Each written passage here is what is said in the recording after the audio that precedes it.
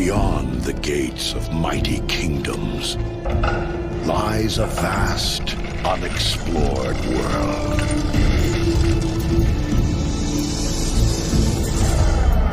A world of honor.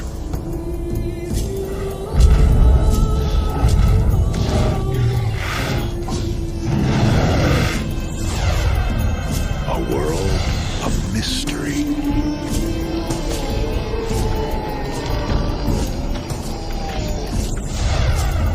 A world of danger.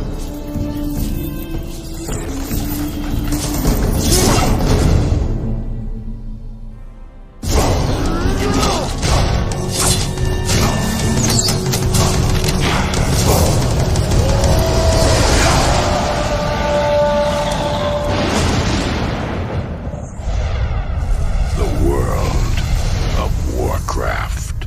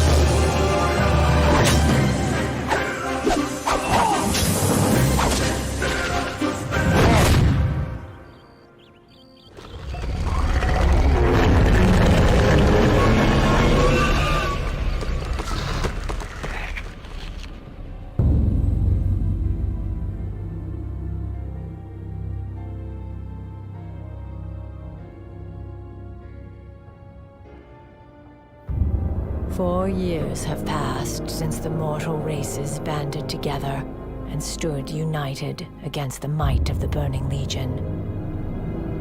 Though Azeroth was saved, the tenuous pact between the Horde and the Alliance has all but evaporated. The drums of war thunder once again.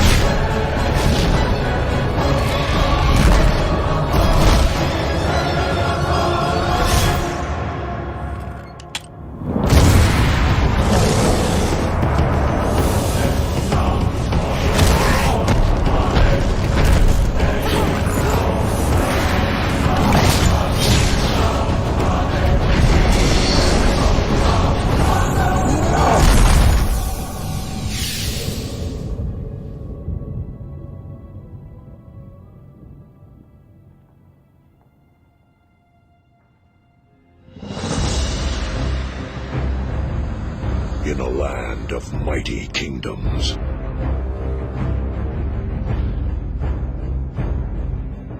new threats emerge. Ancient alliances are reforged. And an unexplored world awaits.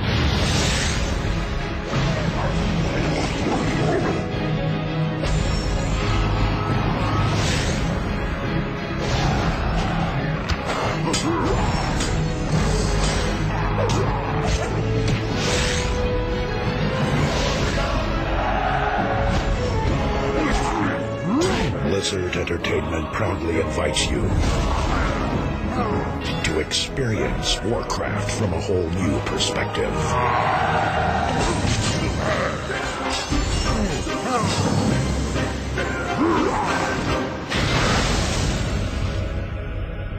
Stake your claim.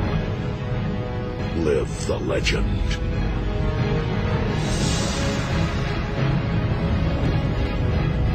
A world awaits.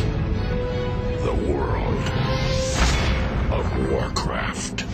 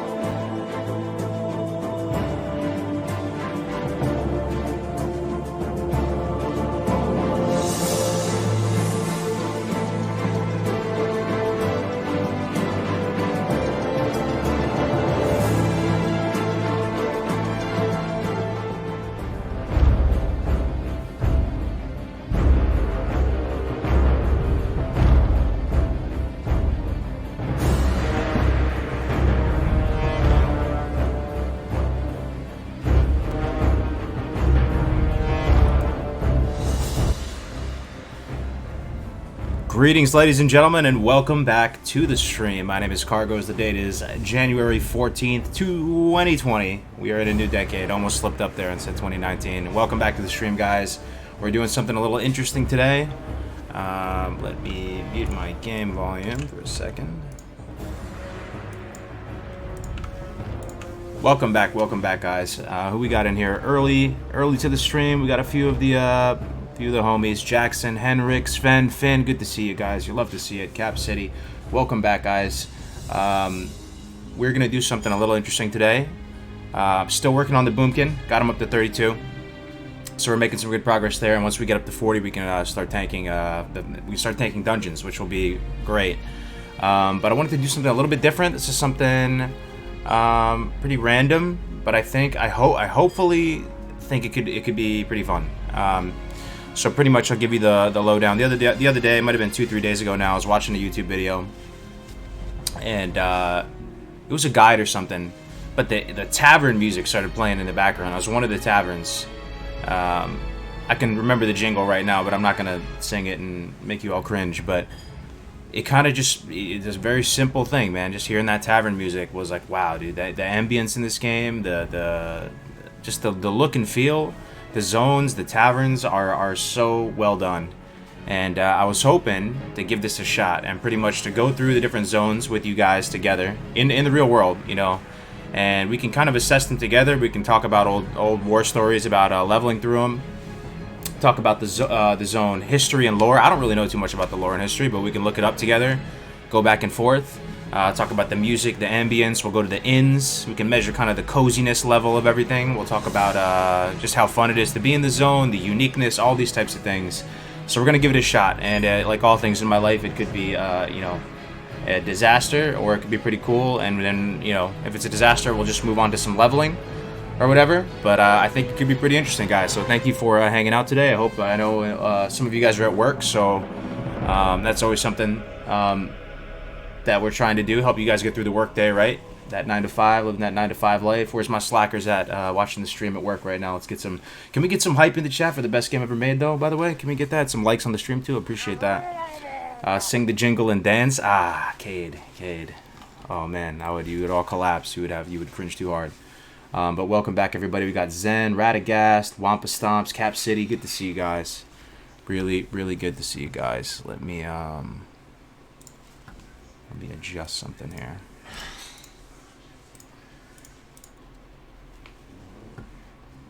One second. Music is not playing. There we go. There's the music. Might be a little loud. But anyway, what you're seeing right now, this slide up. I prepared a few slides here, and we're going to go through the zone together. We'll walk through it. Don't have an epic mount on my pally, though, so we're going to have to carrot on a stick, hump it around. And we can go to the different corners of the zone and just check it out. And if it's getting boring in a certain zone, or if it's not that cool, we can move on to the next one. But I really want to go back and forth with you guys on this. I don't want it to just be me blabbering on and on and on. We'll go back and forth, and you guys are going to be, you know, driving where we go next. So lots of straw polls. You know, prepare to do lots of straw polls today. So we're going to go through the zone, and then we're going to do a little straw poll. So like we're going to do Ironforge first. We're going to start off in the Hall of Explorers. Also, as far as pathing and routing, we got to come together there and find a good route through Eastern Kingdoms to start with. We would do Ironforge, for example. We'd go through it, take a look at all the different quarters, and then we can give it a rating together. You know, A+, A minus, B+, B, B minus, C+, C, C minus, D, F. We'll be talking about why. You know, why the cat. It's a little more interesting than, you know, the normal 1 to 10 scale that I usually do. So anyway, I hope you guys are ready for it. Giving it a shot. That song is the only song I care about, period. That song is wow to me. I have to say, though, I like to play those trailers for the intro starting screen. And I just find it unbelievable that I can watch those for the 100th time, and they still genuinely get me hyped up. I get the sickest nerd chills running up and down my spine watching that stuff. And like I've been saying for a couple weeks now, you know, yeah, the game has its problems. Blizzard, IMO, royally messed some stuff up, you know, in the way they rolled some stuff out. But either way, I promise you guys, I promise each and every one of you in the chat right now, how many we got in here? We're starting to fill up, about 200 people. I promise you, we will look back on this era of Classic WoW, the return, with, you know, we will look back on it fondly, right? It will be another era, like our round 2 era of profound nostalgia. And maybe it's because I'm a, you know, content creator in the space, and I get to interact with a lot of people on a daily basis, and I've made a lot of friendships through it. But I promise you, it's going to be one of those things, man.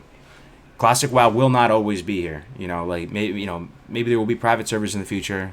It will come and go. It will have its second round, and it will, you know, and we'll all move on to bigger and better things at some point.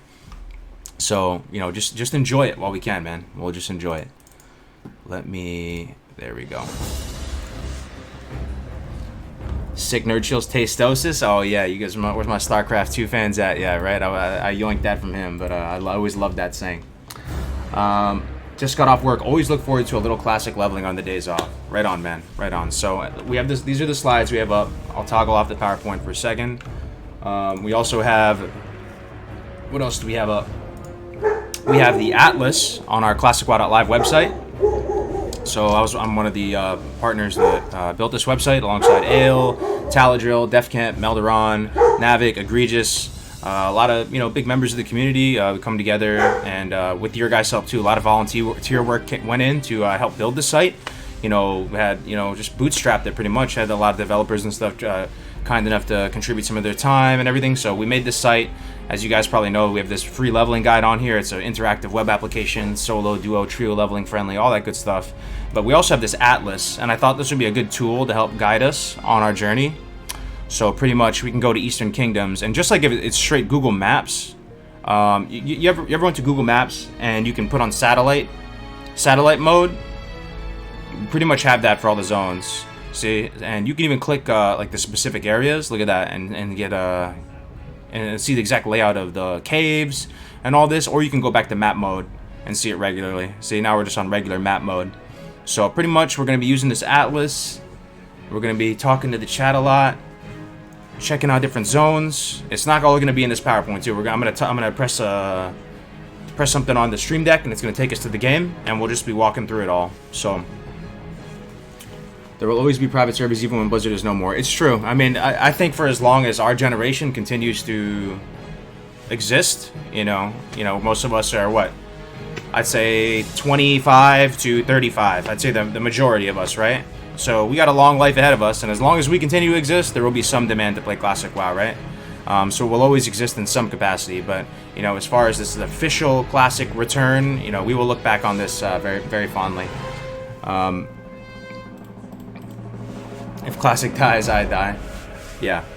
Alright, guys, so I think you get the picture. This is very much an unrefined format, so we will have to figure it out together. But I guess we'll be starting here in Ironforge.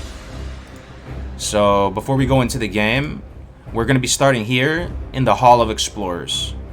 Okay, so I'm right next to my man with the little prospector hat on in the Hall of Explorers. We'll check out Ironforge, and then I'm thinking we take the Deep Run tram to Stormwind.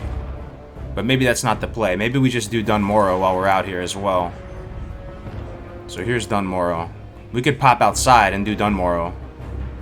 But yeah, just give me the feedback as we go, or we can go to Stormwind first. Doesn't matter. I'm not sure if we can be able to get around to all the zones today, or if it'll even be entertaining content. But these zones, man, are some of the most inspired and beautiful zones. And Classic WoW is my first MMO. I didn't really play anything else other than this, so maybe that's why. But some of these zones are just so comfy, man. They're just so cozy. And I really like the inns in particular. So when we go to a new zone, I want to check out the inns. Like here's Keranos, right? Keranos is the inn of Dun Morrow. I want to go in there. That's a really comfy spot. Oh man, now I'm thinking we should probably just pop out and do Dun Morrow, because I do want to get over to Loch Madan. The way I was thinking about it too, did anybody here watch any of my Safari videos? They're not that popular or anything, but I did a whole series of these videos where I'd go to the different zones and just talk about it. It's basically like that, but in real time, and better because you guys are commenting in real time and I can get insights from it and stuff. I think they are locked into Classic. If anything, they would downsize their server count to fit that demand, but now that it exists, it won't ever die unless the company folds or something drastic. Yeah, I mean, it's very, very comfy feeling to think that Classic WoW is out, and it's not going anywhere, right? You could go get, deployed for a year, you could go do, something could happen to you, you're going to come back, Classic's going to be there, right? So it's very comfy. We're now living in that era, because it was not sort of always the case. Okay. Yeah, Cargo's liking the topic. Need this for my fam right now. Yeah, we'll see how it goes, man. Thanks for giving it a shot. So I think without further ado, we're going to get into it. We're going to go Ironforge, and then we'll pop out to Dun Morrow, and we'll head over to Loch Madan. I think that's the plan. And as we go, here, let's look up Ironforge too, actually, before we get into it. Alright, I don't know too much about the lore, right? I'm not a big brain lore guy, so I'm going to be learning about this a little bit. So before we go in to Ironforge, let me just read it. Ironforge, displayed as the city of Ironforge, is the capital city of the dwarves, proud members of the Alliance. Oh, I heard some biddies or something. What was that? Cap City with the 100. Thank you, man. I hope I get deployed again. My no wife to get mad about how much I'm playing. Are you still in Cap City? Alright, capital city of the dwarves, proud members of the Alliance. It is the ancestral home of the Bronzebeard dwarves. The Council of Three Hammers rules the Kingdom of Khazad-dûm. I'm going to zoom in so you guys can see it. I don't think you can see that. Kingdom of Khazad-dûm from the throne room of the city. The Great Forge area gave the city its name. Alright. So the Great Forge. Let me click that real quick. That's the whole the big anvil in the center, right? The Great Forge is the heart and soul of Dwarven culture, where the ingenious creations and weapons are made. Located in the center of the city, it gave the ancient dwarf capital at its name. At its center is the great famed Great Anvil, where most of the best dwarven blacksmithing trainers can be found. That's pretty flavorful. Griffin Master. All right. So that's why it's got its name, I guess, the Great Forge, huh? All right. So the races: Iron Forge Dwarf, Wildhammer Dwarf, Dark Iron Dwarf, Gnome, Human, Draenei. Ooh, big yikes there. Muradin, Bronzebeard, Ruler. Faiths: Holy Light, Shamanism, and Demonology. Huh, never really heard those referred to before as faiths. Kind of weird, huh? Alright, yeah, I mean, we could go on and on about the history, but let me just read a little bit more. Alright. Carved into the stone heart of Khazmodon, the mighty city of Ironforge is a testament to the dwarves' strengths and resilience. The city is perhaps the most intricate of the Alliance cities, boasting many small passageways, shops built into the rock walls, and cavernous rooms. The feeling of the city is a bustling, rowdy, and somewhat industrial one. However, it is predominantly safe-feeling and cozy. Fires roar in the hearts of the inns and shops, and much dwarven laughing and frivolity to be heard. Also, unlike Stormwind and Darnassus, the city is actually a massive cavern carved into the earth by the dwarves. The ceiling and the floor are both hardstone. All right, that's enough of that. That's a nice little little nugget right there to get us started. Let's go into the game now, boys. Let's just do this. All right. We are here. Let's get that music cranking too, man. I want the music and all the ambience and all that to be up. Toggle off the UI. There we go. That's what's up. So we're here in the Hall of Explorers. Is this RP, by the way? Is this considered RP? Oh, yeah, Calgardia. I remember, man. I remember. What happened with the Boomy tank? I'm still working on him. He's 32 right now, so he's getting up there. We're gonna get up to 40, and then we're gonna start tanking. So we're getting close. We're getting close up there, right? Been running SM, so I was thinking about doing SM on the stream, but it doesn't sound that fun to have you guys watching SM spam over and over again for the Boomkin, because I do want to get him up to 40 as fast as possible so we can start that. But this is a little break even for me, because I've been living in SM. Even before the stream I was in SM. Shout out to the group I was just with. But now we're going to do this. So we're in the Hall of Explorers. I don't even know if I took a look around that much before inside of here. The library. Let me zoom out a little bit. So Ironforge right off the bat, it's pretty much like that city in Lord of the Rings, right? What is that city called? Where they get lost in it and they almost die, but the city got destroyed. So here's the library. Pretty cool. I really like the design of this. Whoops. Jeez. Prospector, Stormpike. You get a lot of quests here to dungeons. So pretty much the quests you get from this almost seem like archaeologists that want to go to different dungeons and learn about the dungeons or something. I think this whole area right here, the library, looks really cool though. All right, let's head out. We got these ancient fossils and everything. How do you guys feel about Ironforge though? Is it your favorite city? The Wowpedia was making it seem like it's pretty cozy. I never really got cozy vibes from Ironforge though. Ironforge always seemed very hot to me. With all the lava in the middle and everything, and it looks kind of like cold like a cold stone, but contrasted by this hot lava and stuff. I don't even know if I ever look up before. Look at that. There's lava coming down from the ceiling. Damn, dude. So I would say that Ironforge is extremely unique and inspired of a zone, but they pretty much just copy Lord of the Rings, right? Undercity is as cozy as it gets. Too much hardstone to be cozy, right? I mean, it's definitely impressive. There's I wonder where those go though. Why is there lava at the top of this? I wonder how that even works. But yeah, so Ironforge. Let's take a look around. Let's try and soak it all in here. I gotta do something real quick. I hate to break your immersion, but look at this.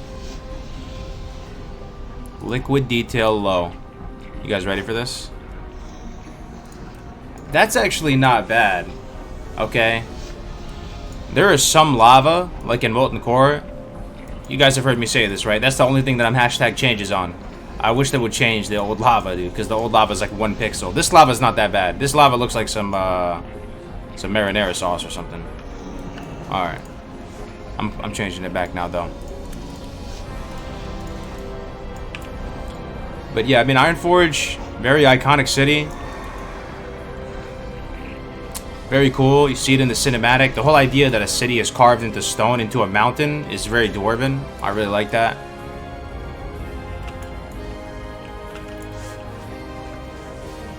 I like how logically laid out it is, too. That's another thing. Some of the cities that aren't logically laid out, like Darnassus, or what's another one? Actually, so Thunderbluff is pretty logically laid out. Orgrimmar's pretty random. Yeah. I don't know. It's very, like, logical the way it works. It feels smaller to me than other cities, though. Undercity. It feels the smallest, maybe, out of all the Alliance cities. Darnassus feels humongous. You don't even know where you're going. Stormwind feels pretty big, but nothing too crazy. No, Stormwind feels pretty big. When you're flying in there on a Griffin, I think Ironforge feels like the smallest to me. What do you guys think? Are you taking old Ironforge into account as well, Cargos? Although I think you can reach it. I don't think you can reach it with the Paladin at the moment. I actually don't even know how to get down there. I've heard about it, though. I've heard about it. Let's take a look at the city from the outside. Probably looks pretty sweet.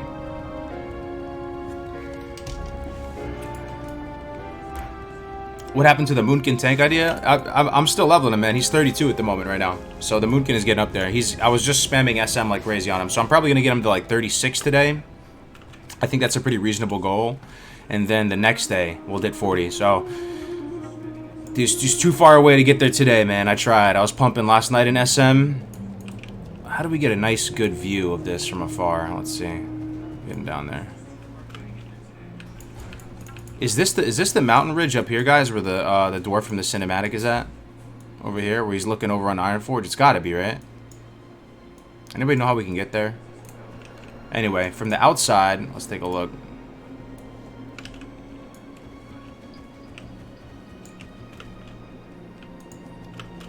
From the outside, it looks huge.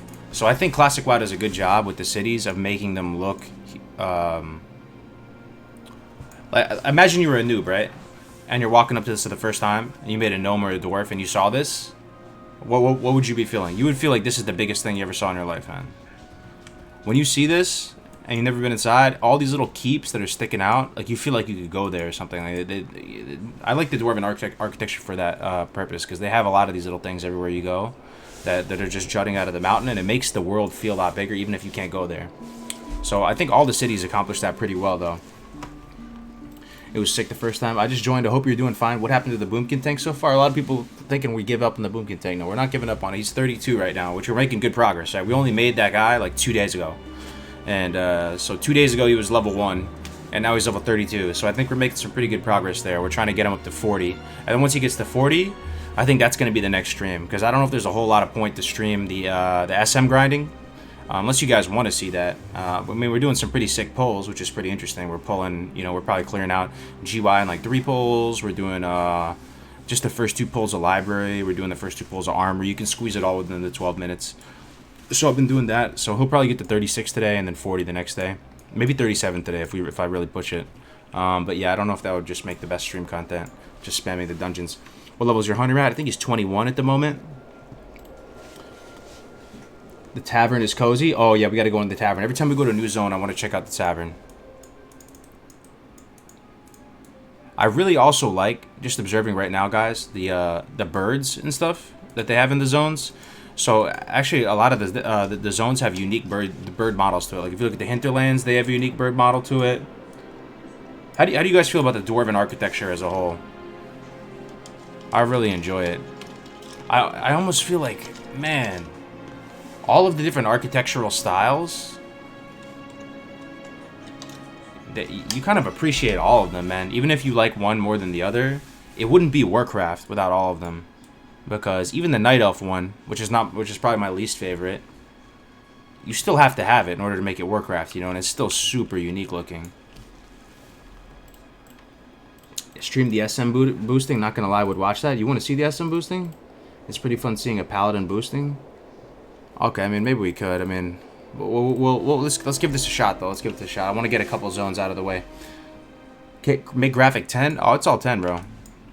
This is all 10. Right? I don't think it can go any higher than this.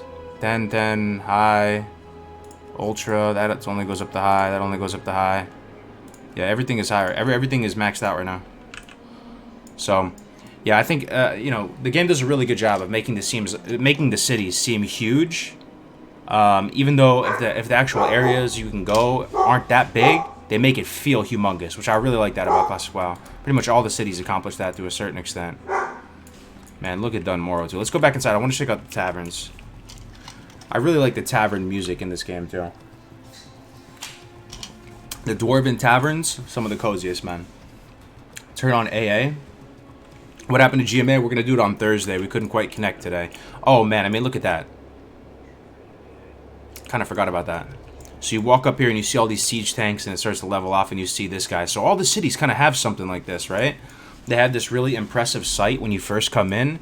That was a pro move by Blizzard. Because Stormwind obviously has that huge strip with all the statues, right? You walk in here and you see this big stone dwarf. It's pretty sick. I wish turn on AA. Oh, Cap City. What was that? I heard some biddies. 100 bits. Should I reroll my level 10 human priest on BB for a dwarf priest trying to heal you? Yeah, man, do it up. If you guys want to play on RP server, take it a little bit easy. Come play on Bloodsail, guys. It's a fun server. It's not the biggest server, but you know, you'd be a bigger fish in a smaller pond, smaller community, all that stuff. Grace for days, the man, the myth. What is up? How are you not a mod in here, Grace? You gotta make you a mod, bro. It's good to see you. It's always good to see you in here, Grace. As a horde druid, Ironforge became alive and dangerous the first week of the honor system. There are so many empty rooms and cubbies you can retreat into, a characteristic none of the other cities have. Interesting. Yeah, you did hear about that. The horde taking over IF, just posting up, creating a little fob. I don't know who this guy is, but this is a great entrance to the city. I don't know if you can imagine yourselves being 14 or whatever going into this for the first time. I mean, dude, you would feel like this world is so massive. Out of all the MMOs, I'm curious as well, was WoW the biggest in terms of just physical, the amount of places you could go? Was it the biggest compared to, like, let's say EverQuest, compared to these other things? Because I mean, it was my first MMO, but that was, now that we know everything, we played on PTRs, we've, you know, had GM powers and flown around and do all this type of things. You would think that it would just totally destroy your ability to kind of like suspend reality when you play, but somehow it doesn't, man. And this is still pretty epic right now. You get this, oh man, what an entrance. It's a development technique called framing. Almost all the cities in WoW utilize it to make the area seem epic. I mean, it's amazing, dude. It's amazing. EverQuest was massive? So then you're a noob, right? You're a noob, like level 8 or something, level 10. Come in here for the first time, you look around, you see this. This is probably the first thing you see when you come into Ironforge.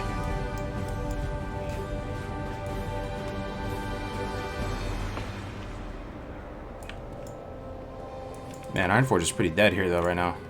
For some reason, Stormwind is more populated, it feels, than Ironforge on the server. Maybe it's an RP thing. Look at this, too. I don't know the lore of this, but does anybody know why this exists? This little chasm? It's like this little lava track. It seems so random, but definitely is part of the charm of the city that you have these little bridges overlooking these little lava strips. It's kind of crazy.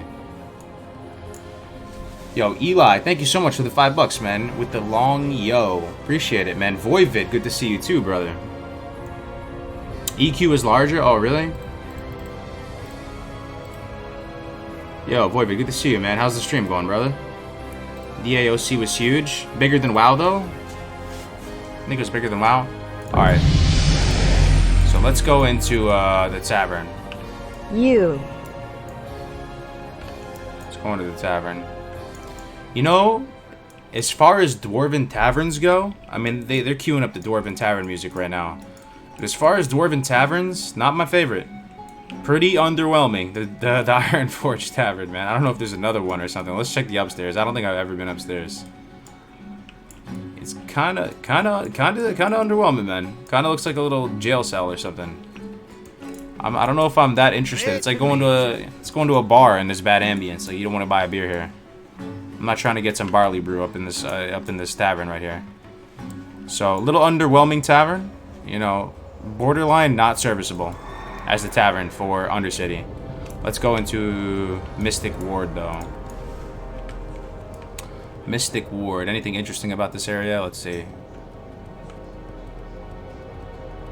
I mean, definitely a change in the architecture a little bit. It almost feels like this right here is like an embassy, right? Because it doesn't match the style of everything. It's kind of like gold and gold and gray. It almost feels like when you go to a city and you see another country's embassy there, right?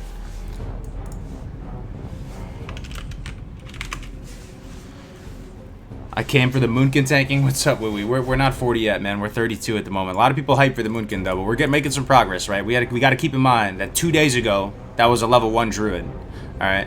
So and the first druid that you guys watched me level at the 10, I had to re-roll as well because I made him on the wrong account. I made him on the account with the pally, so I had to restart. So we'd probably be a few levels further down the line, but we're getting there. We'll probably get there. Not today, but tomorrow. I think after stream is over, I'll pump him up in SM a little bit, get him to like 36, and then 40 the next day, and then we'll start the craziness. I did get a Hypnotic Blade today, and I did get the offhand off the Undead guy at the end of GY, though. So I think that's going to be what I'm going to be using, right? I'm going to throw a Crusader on it, Crusader enchant. Is there what is the breakpoint with levels of when Crusader starts doing less impact? I think I'm past that at 40, right? You should be getting full value from Crusader.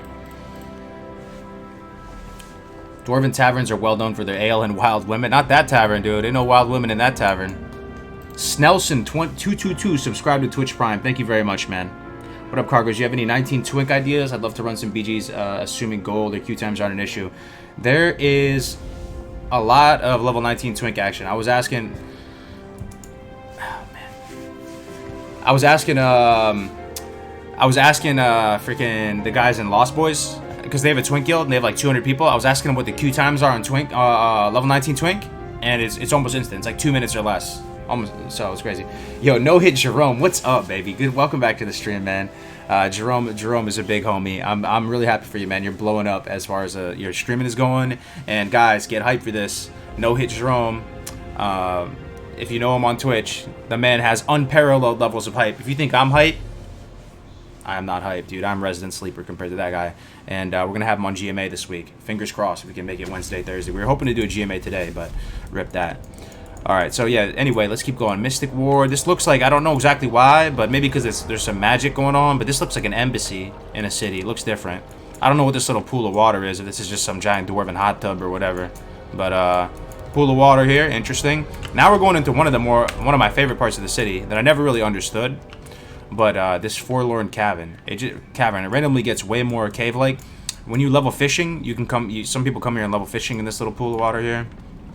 Also, there used to be a Murloc here, like that you could turn stuff into. Remember that? He's not here right now, but I think if you went to BlizzCon, you could turn something in and get like a Murloc outfit. What is this though? What is this small ass little hallway? Fitting for a dwarf though, but yeah. Anyway. I never went into any of these buildings. I'm not going to bore you guys to death and go into them and try them. But it's pretty much what Graves for Days was saying earlier. Like, there's a lot of little cubbies and stuff in Ironforge. Now, I guess we're back to the Hall of Explorers, which looks pretty epic in its own right. We'll keep it moving past this. Lots of fossils and relics and all that type of stuff. Oh, no, guys. Oh, no. We're about to enter the area with the worst music, though. It's about to get NSFW in here. We're about to go in the cogwheel, boys. Oh, no. Here it comes. Here it comes. We'll make it quick. We'll make it quick. Alright, so we're in here. We got I mean, it's... Alright. Alright, let's take a look at this. Take a look at this. We're in Tinkertown. I mean, this is pretty inspired, though.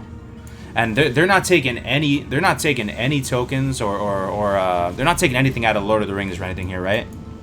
The gnomes, love them or hate them, it's pretty unique, the style that they went for, with like the kooky engineering gadgetry and stuff. Lots of cogs and gizmos and schematics and everything turning around. You have these big pistons that are pumping over here. It's a pretty interesting little nugget that the gnomes have carved out, you know, in their own little sector here. The flooring is different. Everything looks pretty different in here. My kind of music. This is Jerome's area? Why is that? Why do you say that? Torn would hit his head on that small cubby. True. Big facts. So this guy is like the head gnome. What an absolute Chad. Okay. Military ward's pretty straightforward. We're already in the commons. Let's check out the Deep Run Tram real quick. Deep Run Tram, very, very interesting. This has got to be one of the most kind of inspired, interesting things Blizzard did. This is crazy. So as a little kid, this is one of those things that really just blew me away. So again, this was my first MMO, right?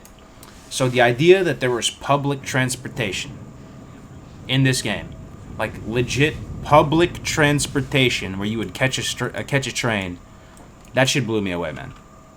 Still does kind of blow me away. I don't know if they have that in other games. I never saw it before. But, you know, even if this little map thing does nothing, you see this kind of just in your periphery and you're walking by and you're like, yo, that's probably like a schedule or something. You're walking by, there's all these rats. The ambience here, you know, feels very like industrial. You hear steam and whizzing and gizmos and all this type of stuff. This is one of the most cool areas, man. There's actually a subway in this game. Deep Run Tram blew my mind, right? That is just so crazy. And it's not only that there's Deep Run Tram public transportation. There is Horde transportation too with the Zeppelins. And you know, Blizzard could have made the intervals in which these things come anything in the world. They could have made it 10 seconds. They could have made it 20 seconds. The fact that they spaced it out a good amount and like it would make you feel upset that if you lost the train, that if you didn't get on it, was kind of it kind of speaks to that kind of unapologetic nature of the game, right? Like they're just like, oh, you missed the tram, you missed the Zeppelin, like sorry, too bad, you have to wait 10 minutes. Like they could have made it anything they want, right? But they kind of, it just really adds to the feeling of magnitude of the world. Like look at this, look how far we're traveling. Imagine not knowing anything about the world and having all the internet and tools and stuff, and you're walking by this and you see this big ass monster here. Where's the big monster? He's somewhere down here. Imagine seeing all this for the first time. You'd be like, what am I even playing right now? And it also appears that you could just walk it this whole way, which I'm pretty sure you can, right? You could just walk the entire duration of the Deep Run Tram. This will blow your mind. It still does blow my mind. I mean, it's unbelievable. Look how far we're traveling. I mean, to walk this, how long would this take?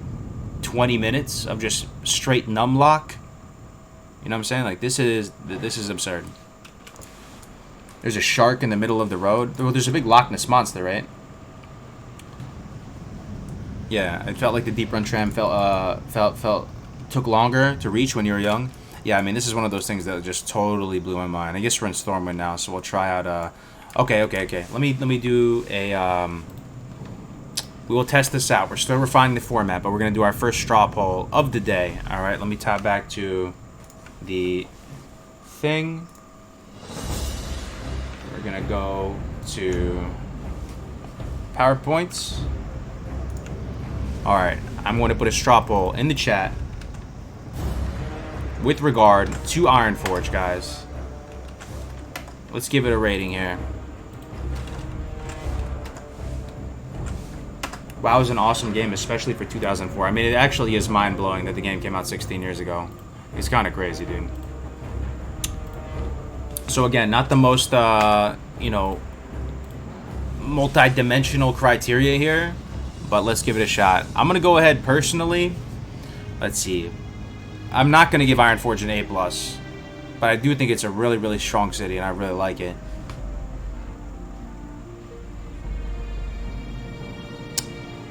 What's holding me back from making A+, to be honest, is I feel like they just directly got it from the minds of Moria, right? From Lord of the Rings. I feel like they saw that movie, Lord of the Rings. I mean, there's no secret, right? So much of classic WoW is inspired from Lord of the Rings. It feels like, at least. And they were like, wow, Moria, that's an awesome city. Or, you know, the way the dwarves have cities in the mountains. So I don't think it's the most unique thing ever with regard to fantasy. I don't know what you guys think, though. I'm gonna give it probably a B+. Oh, a lot of A+. A lot of B+ too. No Fs. B+ IMO. Like, I don't know. You see what I'm saying, though? I mean, dwarves have cities in the mountains. There's some freshness in here, you know, with the gnome area is pretty fresh. BRD, that's true. Actually, that's true. You know the whole area of the Lycantium, or what is it called? The Lyceum. The Lyceum, that's Moria right there. That's like textbook Morias. They're running through the mines. Yeah. Absolutely. You still think it's so sick? A+. My favorite city has to be Undercity, though. Okay. So we'll give it a second here. If you guys haven't voted, straw polls in the chat. Let me take a look at again at the results. So with 13 votes, it's close between A and A+. People love Ironforge. Is it anybody's favorite city, Ironforge? Be honest. If so, why? Like, I really want to hear I want to hear stories from you guys, man. I want to hear, you know, your insights on this stuff a lot. All right, so it seems like very positive. People like Ironforge. No secret there. It's a good city. Let's keep going.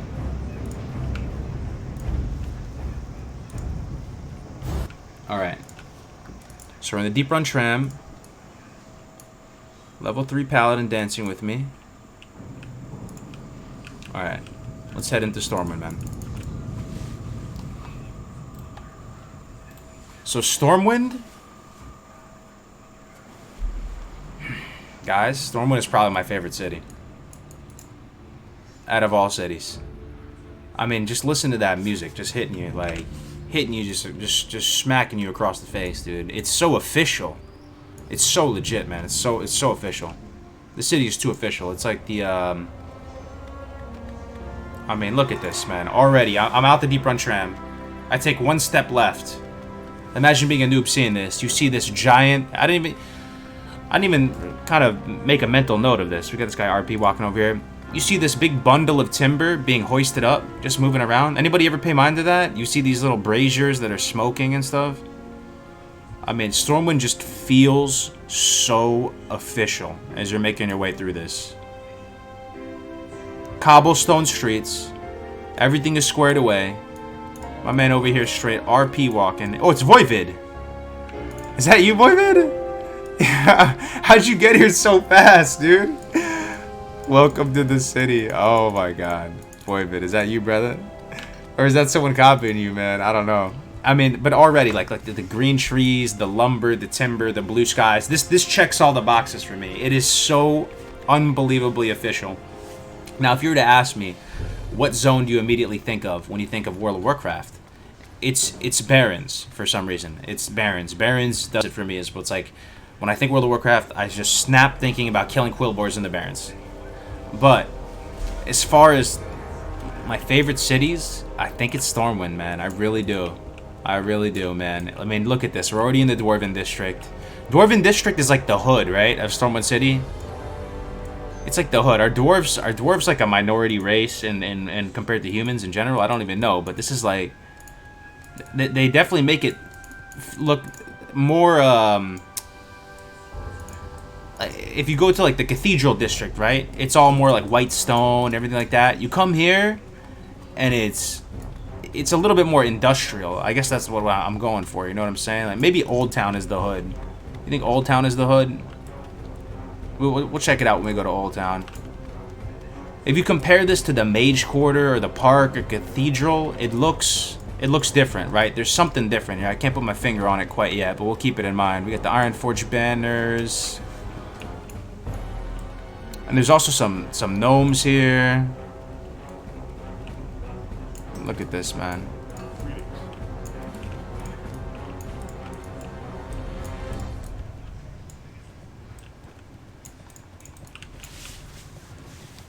Imagine if Blizzard didn't rush the Horde cities and dungeons. I mean, the Horde cities are pretty fire too, though, man. Like Thunderbluff, man. Thunderbluff is awesome too, man. I really enjoyed Thunderbluff. That was the first city I ever saw. Thunderbluff. It wasn't any of the Alliance one. That was the first city I ever saw, man. Anyway, let's make our way to... Where should we go? Let's go to Old Town. Let's check it out. Yeah, I mean, very Dwarven. Feels very Dwarven. Like they carved out their own little area. Old Town is definitely the hood. They even have a street called Cutthroat Alley. I mean, look at this, guys. Okay, so you're a noob, right? Alright, so you're an 11-year-old, right? You come out here, and you see this. This is your first crack into it. Look, so colorful, so rich, so official. Stormwind is so legit. So legit. Look at the red tiled roofs. You got the water. It's very vibrant, very picturesque, super official looking. You know, all the keeps up there. It looks like it goes on forever and ever because in every direction you see just more city, right? You even got street signs. Like, you know, we take this for granted now, but you know, it's a little lost in the sauce 11-year-old kid or whatever. You seen this, you're probably using these things right here. Like, where do I go? How do I get to this place? They have legitimate street signs. All this stuff was just unprecedented to me right now. So, already, look, we're noticing some stuff. Cathedral off in the distance. Looks absolutely fire. The roofs of the buildings in each quarter are different colors, potentially. So this is kind of like a yellow roofs. The Dwarven District has kind of brown roofs. And now we're moving into Old Town, and it has these red roofs. This texture kind of looks pretty scuffed, though, whatever this is. But, I guess while we're here, we'll pop into the keep. We're already here. Check it out. Look at the keep, not textured, right? I saw that, too. I never really noticed that before. But, like, even the little planter boxes around the trees. There's so many nice little touches. The music, though, just really adds to how official everything looks and feels, though. Now we're in the keep.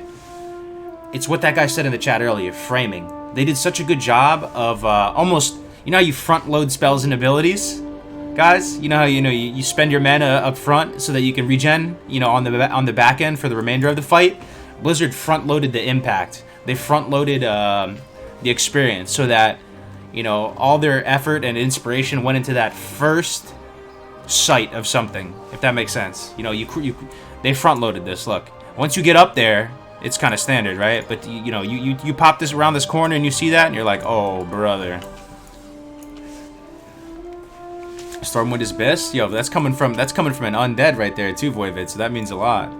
I mean, look how official the Stormwind guards look. Got the official voice acting on them, dude. Looking amazing. I always love this little section of the area too. You do a couple quests up here, right?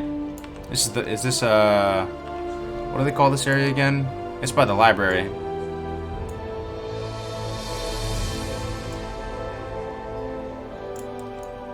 I mean, just very... I mean, look at the color palette of the zone. The whites, the grays, the greens, the blues. Everything is just super official, man. Darnassus Temple of the Moon. I was there the other day, Andrew. Yeah, it was very, very nice looking. I'm not, like, the hugest fan of the Night Elf architecture, right? But I even had to stop a second. I commented on stream. I was like, dude, this is a cozy little spot right here, the Temple of the Moon. Listen to the music, man. I mean, it's actually pumping. It's super official.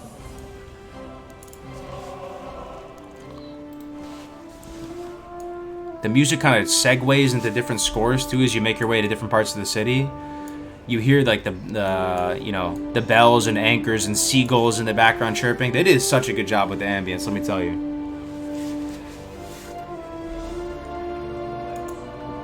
Don't forget the Boomy Tank strat. Apply rank 10 Moonfire, spam rank 9. This keeps the dot ticking, but you still blast. Thank you, Shadujin. Yeah, I'm looking forward to trying it out. The Boomkin, for those of you guys asking right now, is level 32 at the moment. So he's getting up there.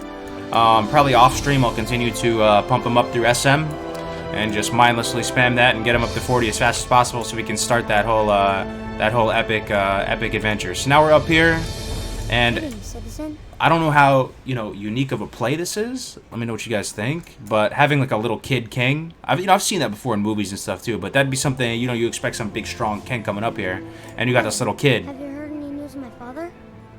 Just interesting. It's just an interesting thing to note.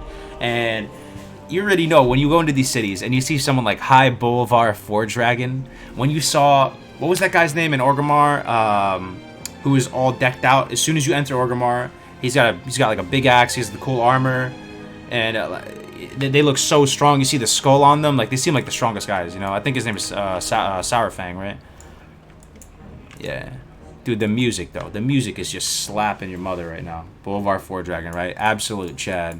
You got the statues in here. Everything just super legit. The war room. You love to see it, man. All right, let's keep it moving. Yeah, Sourfang, dude. Sourfang, yup. That's the guy right there. You see him coming in Orgrimmar for the first time. You thought that guy was the strongest guy ever. Going in here. See, this is what I mean. They front loaded the impact. You walk in here, it's alright. You got this dude walking around and everything, but they front-loaded that impact. So when you turn that corner and you look up the keep and you see that, you're like, wow, this place looks like this insanely huge area, like, that would just go on and on forever, right? But in reality, it's like 4 rooms. You walk up top and there's like 4 or 5 rooms, right? It's nothing, but it just amazing game design, man. I don't know. Alright, let's head out. And let me know if I'm skipping anything cool to see, by the way, too, if I'm missing anything. Also, another thing that absolutely blew me away as a little kid was the whole idea that there's an alligator in the moat. Did you guys know that? There's actually a rare spawn alligator this year. I don't know if he drops gear or not, but he's a huge, like, albino-looking crocodile. I love how scuffed your pointer is. Yeah, I don't know how to fix that, man. It's been going on forever. Just looking at it. Let's take a little gander here. All right, let's head into Old Town. People are saying that Old Town is the hood. Let's see if Old Town is really the hood. Looks pretty nice to me, man. Looks pretty nice. Oh, this is a dope area though. This is a really comfy area. This is where you go where you go do cooking, right? These guys RPing? They might be. No, maybe not. But you love that. I mean, you can't deny that the music is absolutely fire in this game. Like, regardless of what I'm saying, just listen to the music, man. The music is insane. You come in here, you see the hearth right here, dude. It's amazing. It's amazing. What do we got down here? The little dungeon, the little cellar.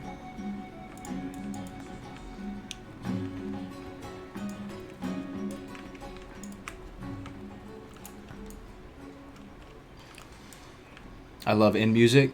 He drops a weapon that's his tooth? Really? Okay, see, that is super flavorful. You're telling me that the alligator drops a weapon that's his tooth? Come on, man. Is that true? Is it good? That'd be even crazier if it's actually viable for the level range, right? So I haven't even been... So even though we know these cities so well, I've probably never even been in half of these little shops and stuff. Right? Anybody even been in here? Two-handed weapon merchant? My man just has the maces laid out on the table like this. Let me see. Need help? I mean, yeah, you can buy weapons from him. And here's the crazy thing about Classic WoW. No meme, no kappa. Like, these weapons are good. These weapons are good. They're kind of a little bit expensive. But white weapons in Classic WoW are good. They're actually serviceable for that level range. And if you're trying to keep up to date with your weapon progression, oftentimes as soon as you can get like a new white weapon, and maybe you haven't found something green, maybe it's a fresh server or whatever, these white weapons are tuned in a way that they're actually competitive. And you end up looking forward to buying a level 3 white weapon, a level 10 sword, the Claymore, right? So again, I don't know if Blizzard had the foresight to predict, how the game is going to play out 15 years down the road, but those white weapons are not just there for RP purposes. Like, those things actually slap. Yeah, the white weapons are actually good. Like, you get the level 10 sword, everybody buys Claymore, right? When you're on the Alliance. Sewer Beast, yup. Where's the brothel? Yeah, they probably have one. I think you can fish for the Croc's babies as a pet. What? Oh, Cutthroat Alley. Yeah. Let me try that. That's over. We should be past that, right? Let me go to it. So you have a couple quests in there. I think it's the Diplomat quest. Nice little fountain here. I mean, very, very nice looking quarter. Overall, SI7 area. It's pretty cool. All right, is this the hood? Cutthroat Alley. It doesn't change the name at the top right. It still says Old Town, but I'm pretty sure this is Cutthroat Alley, right? You actually have a quest here where they come and brawl you. Like these guys over here. Will come and fight you. Look at his name, Lenny Fingers McCoy. They're trying to imply, like, a 5-finger discount, all that. What about here, though? Just a little... Never went in here. Pretty cool, little alchemist shop. So I think this is Cutthroat Alley. Not sure, though. It's by the Dwarven District. Oh, it's not Cutthroat Alley? It's in Dwarven District? Really? Do we go back there? Is it worth seeing? The Cutthroat Alley? I don't think I've ever been there. Where I progressed to 40 with white weapons back in the day. Funny how you bring that up. I even remember having Fiery Enchant on a white mace. Dude, that's not even bad. That's what I'm saying. You can get Fiery Enchant on a white weapon. Why is that good? Because you can give it to alts. If you go put Fiery on a level 3 white weapon or a staff or something where a lot of people can use it, and you just give it to new alts, that's actually a good strat. There's so much stuff that's actually viable to do in this game, and it's not a meme. And I don't think Blizzard even predicted it. It was just a miracle that somehow that's actually worth doing. Right? Because I'm not just going to consciously do a lot of stuff that's going to be less efficient, right? But, putting minor movement speed to boots, putting it on some white cloth boots and giving it to all your different alts, sending it to friends. That's an amazing gift. You want to send someone a Christmas gift in Classic WoW or a birthday gift? Send them that. They'll remember you forever for that. Give them a white boot with minor movement speed and shit, because everyone knows it's a good idea, but they're too lazy to actually do it. If someone sent me that, I'd be like, wow, man, you're like my best friend, dude. White boots with movement speed. You're kidding me. Like, I'm leveling a druid right now. He doesn't have it. So just putting white boots. And you use that pretty much all the way to 60 because the movement speed is so OP. Or white boots with mithril spurs on it. Do that for someone.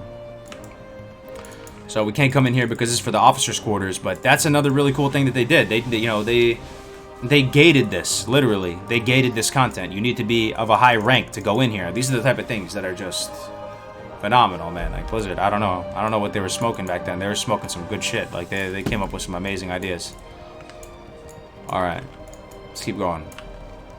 Old Town. Oh, should we go to the Dwarven District or no? All right, we'll check it out. Cutthroat Alley. You have to guide me probably though. Fiery weapon on the level 3 shovel from level 3 farmer mobs. I had that and used it forever on so many tunes, right? It's actually good to do that. And, you know, why wouldn't you just put Crusader, right? Because there's some kind of diminishing return on low levels, right? So even, I don't know if Blizzard thought about this type of stuff, but there's a reason to put Fiery in particular at low levels, and it can be more impactful. Just crazy. All right, let's try and find this Cutthroat Alley part. Where's it at? Maybe this way? Cutthroat Alley, you say? I'm looking for an alleyway. Cutthroat Alley. Dude, where is it? I don't see any alleyway.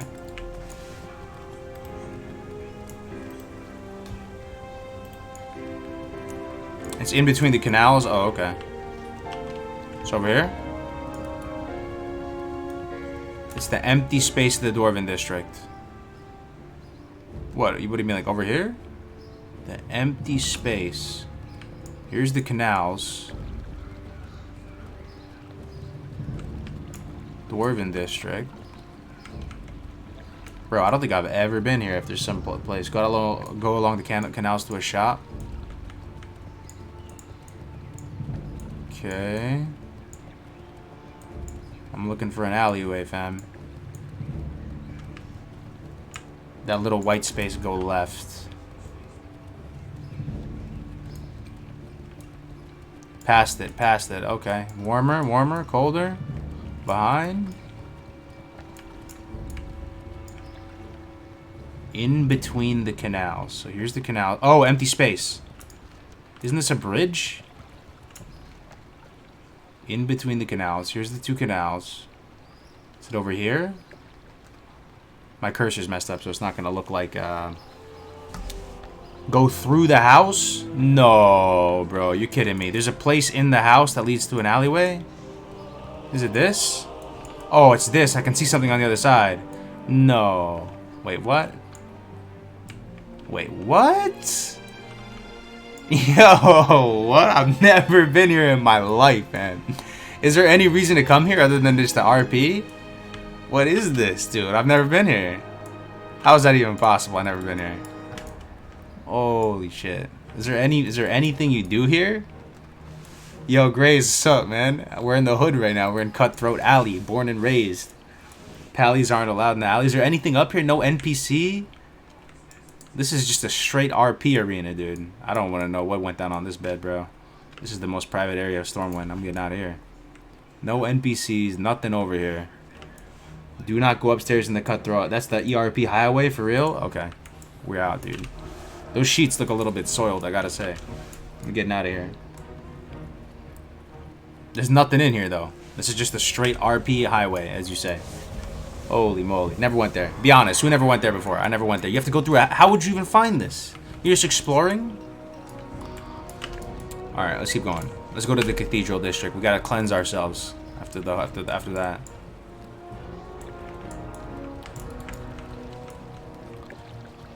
If you stay inside the alley for 5 minutes, you will get attacked? No, that's not true. That's not true, man. What, did NPCs spawn or something? There's no way. There's no way. Alright, now we're over here at City Hall. Isn't that cool that they have a City Hall? And is this guy the mayor of Stormwind, the guy that he gives you the Pocket Watch quest? This guy right there? Baron Alexton? City Architect. Okay, he's not the mayor. Is there a mayor? No. Whoa, game just bugged out for a second. Stormwind Census. Good day to you. See you later. Alright. No, he's not the mayor. I mean, you have a king, right? You have the Anduin. City census, dude? Yeah. You can go through the map underneath Stormwind, for real. All right, so now this is a nice little courtyard, very epic. I mean, look at this. We got. I mean, look at this. They have little kids running around called orphans.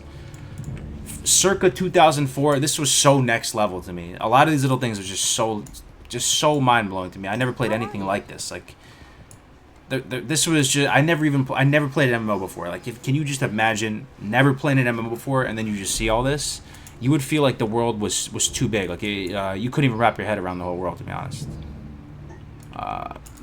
There's a orphan matron nightingale. Little kids running around. Just running around all day. They do some demon ritual, right? Isn't there something really messed up with these kids? That they go make a pentagram or something? Anyway, I don't think I even went in here and looked around. But, you know, yeah, it looks like an orphanage. Little bunk beds up top. Like, they just put so much, you know, detail in this game. Hey there. You ever been to the Hidden Island on the tip of the Eastern Kingdoms? Probably not, man. I'm not sure. What, GM Island? I've been to GM Island. Alright, let's take a look at the cathedral. That looks pretty epic, man. Cathedrals in real life look pretty epic, and that looks pretty epic. What's up, Jay Holly? What's up, Nicholas? Bounty Hunter, Andrew Stevenson. In Goldchild, Children of the Corn. Is that what I'm thinking of? Cargos visits the Stormwind DMV. Alright. It's funny, look, we're in the Cathedral District, so they have a store called Righteous Plates, like in line with the whole holy theme. Let's go in here and take a look at the cathedral, man. The cathedral is just crazy, right? I mean, alright, not as epic as I thought. Now that I'm evaluating it like with a clear mind. It's alright. It looks cool. They probably could have gone more ham in here. Imagine if you went in here and there were stained glass windows everywhere. Like all over the place, like a huge tall ceiling. It doesn't even look like a cathedral. Honestly, I'm just being honest. This doesn't even look like a cathedral that much. You go into a cathedral, you're supposed to see, you know, lots of chairs on either side, right? And then like a big organ, lots of stained glass, really tall ceilings. This is actually not that epic. I'm gonna be 100%, you know, 100% honest. It's fine, you know, serviceable. It's the job. It looks cooler from the outside. Once you're inside, it's all right. Let's keep going. There's a secret little garden along the southwest canal of the Cathedral District. Let's try it. Let's go take a look. Let's go take a look. Just maces. Lol.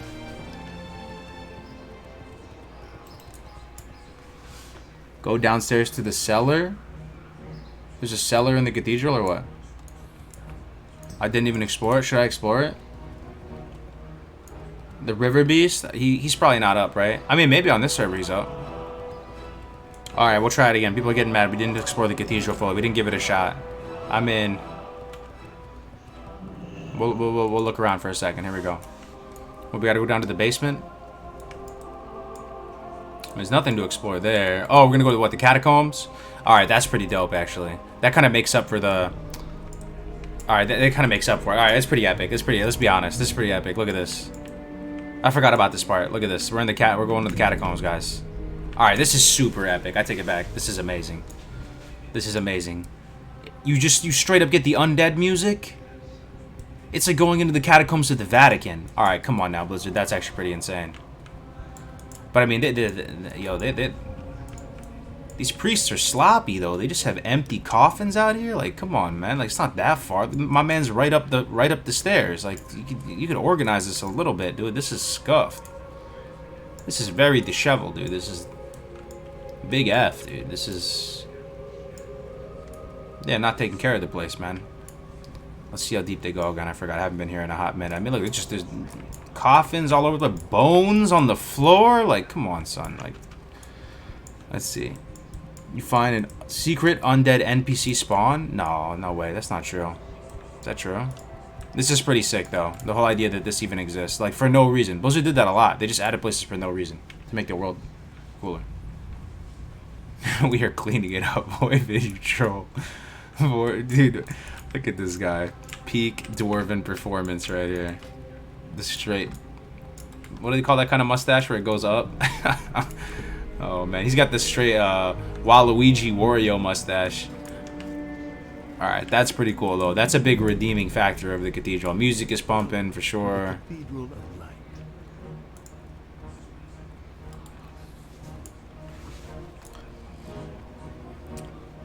Alright. Let's keep going. Let's keep going. We're gonna go check out this secret garden. Southwest corner of the canals, apparently. We'll go see it. We'll go check it out.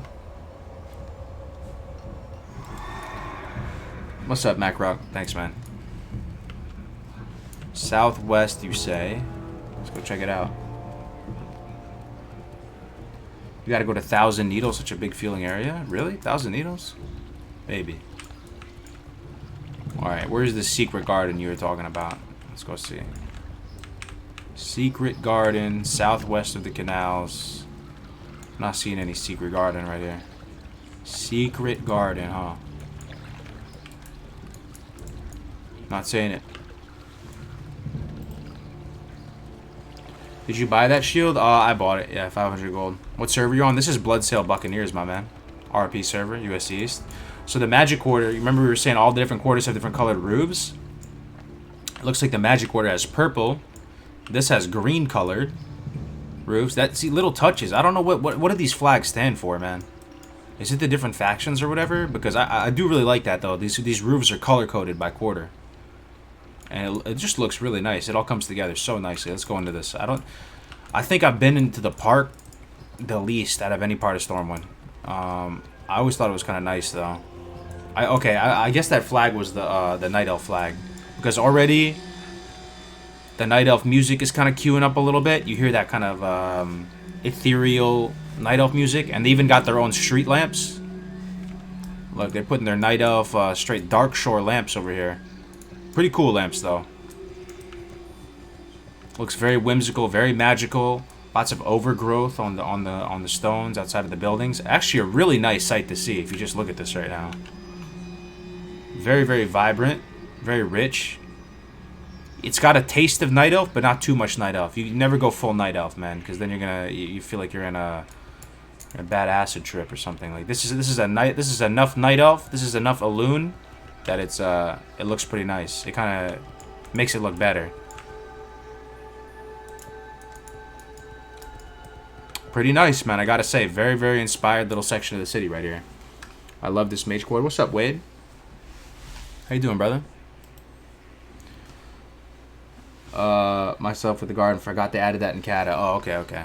All good. All good. They got this little, is this a moon well? I don't think it's a moon well. The water's all normal. Isn't that cool, though, that each race almost has their own quarter of Stormwind, and they kind of made it their own with their own lamps, and they even get their own music and everything?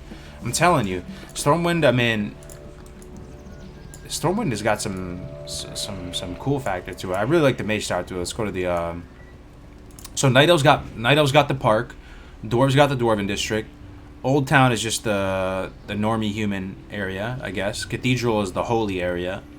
And then the Magic Quarter, I guess, is still kind of a mixture of gnome. The gnomes don't really have a spot here, though, right?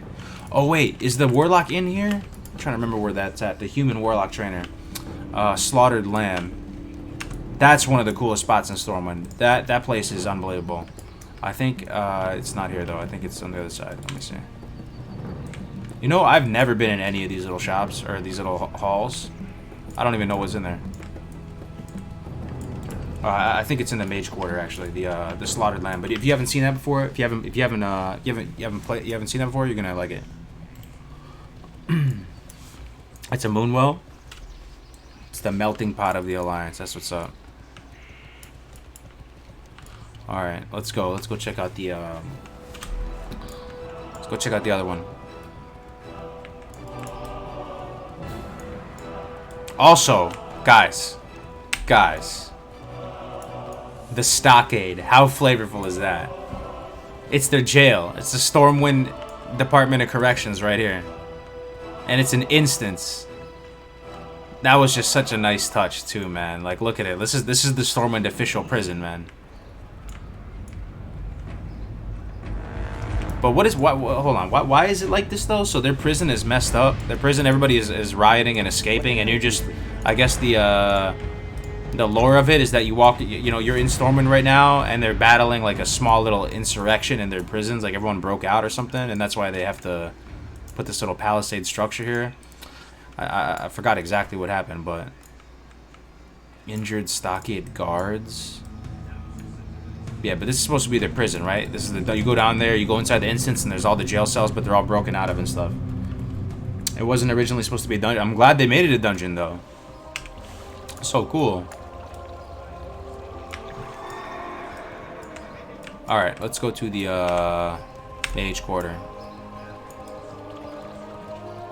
Prison break, yo. Alright, let's go to the mage quarter. Let's check it out.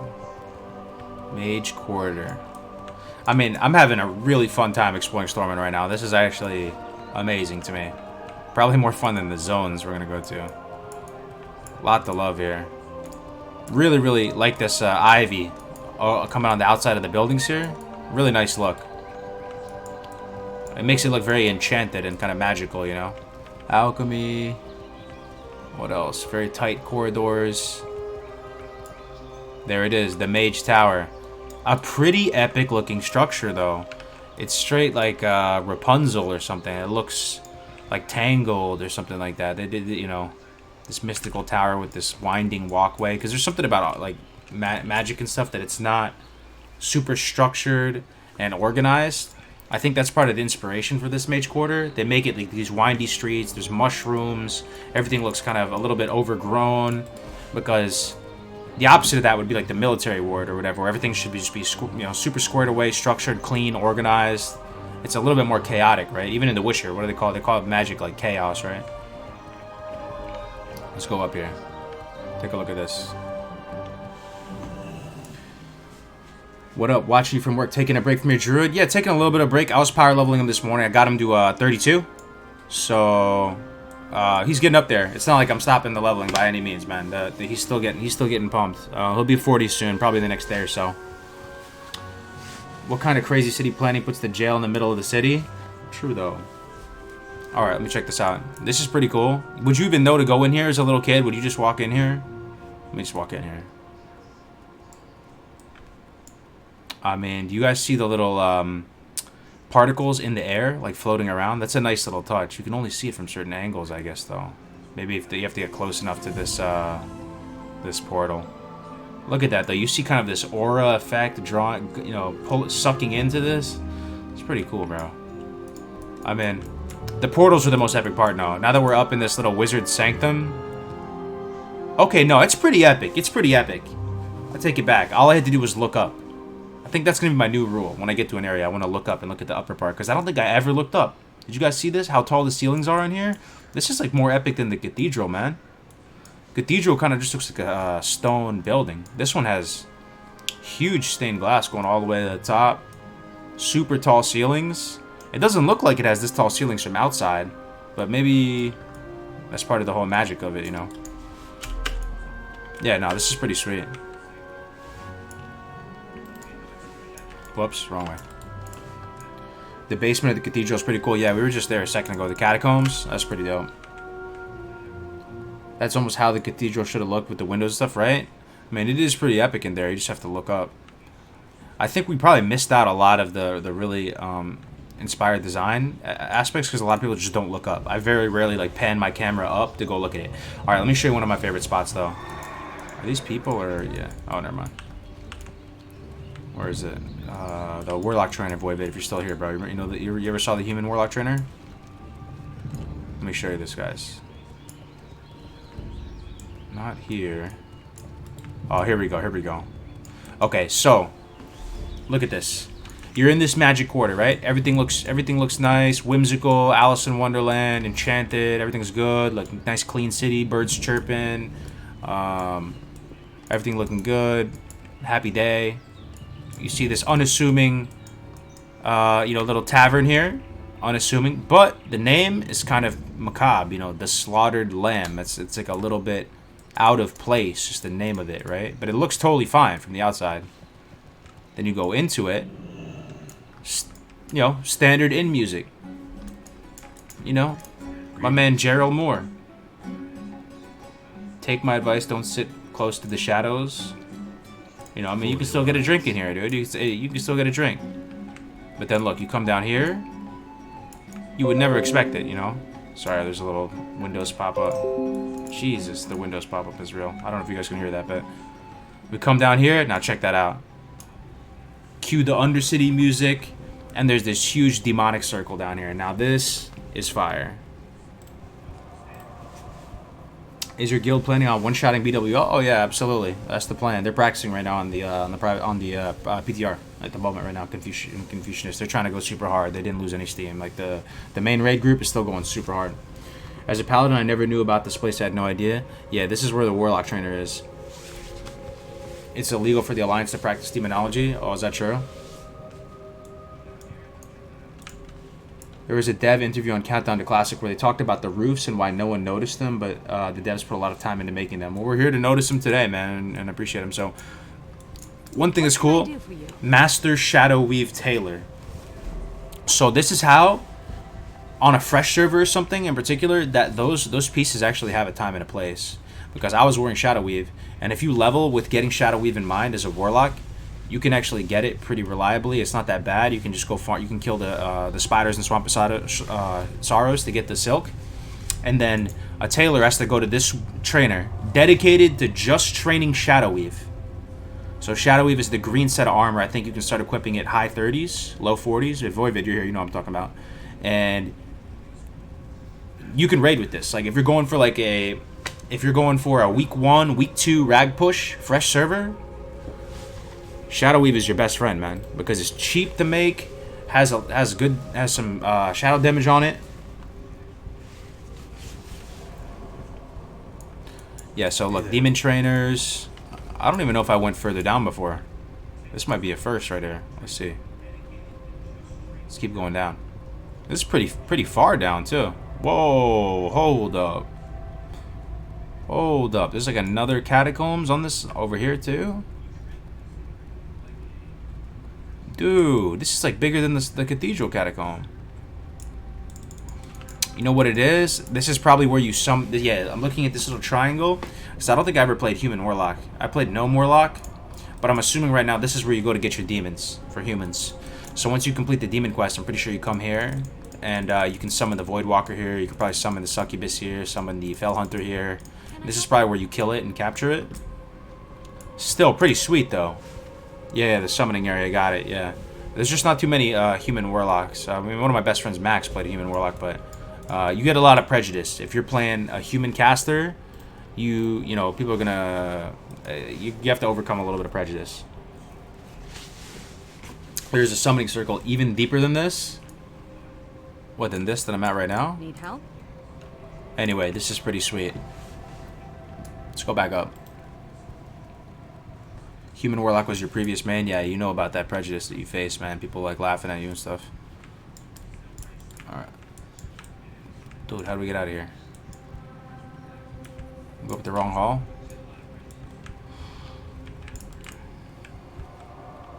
There we go.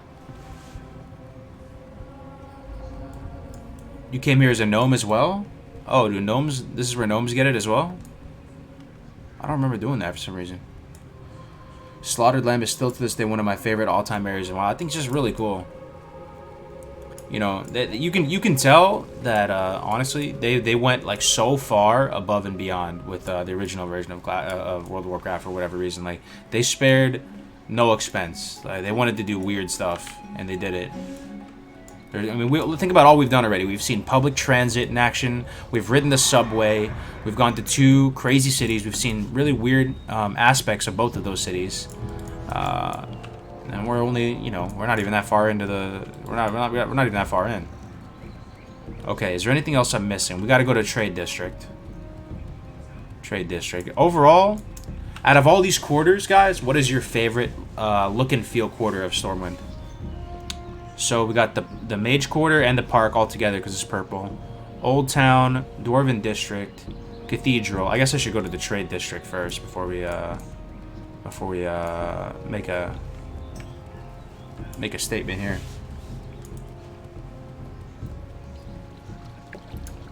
Let's look around, have a look-see out here. Anything interesting? Stockades, Cathedral, birds.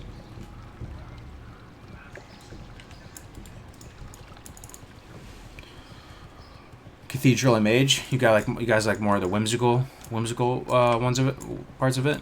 Also the bank. We should just swing by the bank and just take a look at it. Appreciate the bank a little bit. Let's see.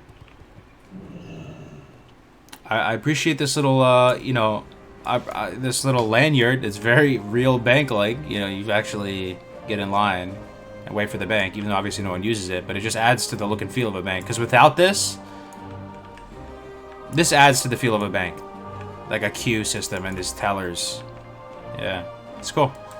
I mean, nothing too crazy, nothing doesn't blow you away too much, but let's keep going.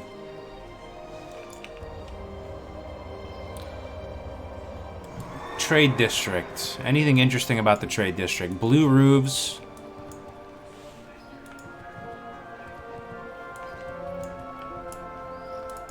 Nothing striking me right off the bat with the trade district. It's nice, it's clean, neutral. But maybe that's what it's supposed to be. You don't really get a whole bunch of racial influence in the trade district. You don't get a lot of the dwarven influence or the mage influence or gnomish. Just very standard, commonplace type area. All right, let's head out to the Valley of Heroes. Check this out. Go see Topper McNabb. Who is that? Topper McNabb, you say? Let me look it up. Topper McNabb. Who is this?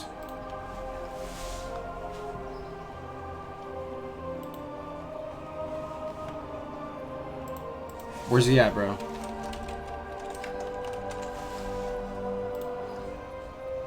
The location of this NPC is unknown.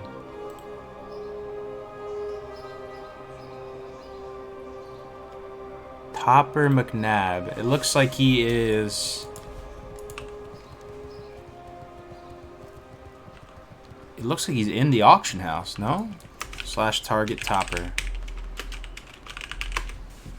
Alright, we can mark him. There he is. We're following the skull. Oh, no, is he in the alleyway? Oh, he's in the alleyway. What is he, a beggar? How are you?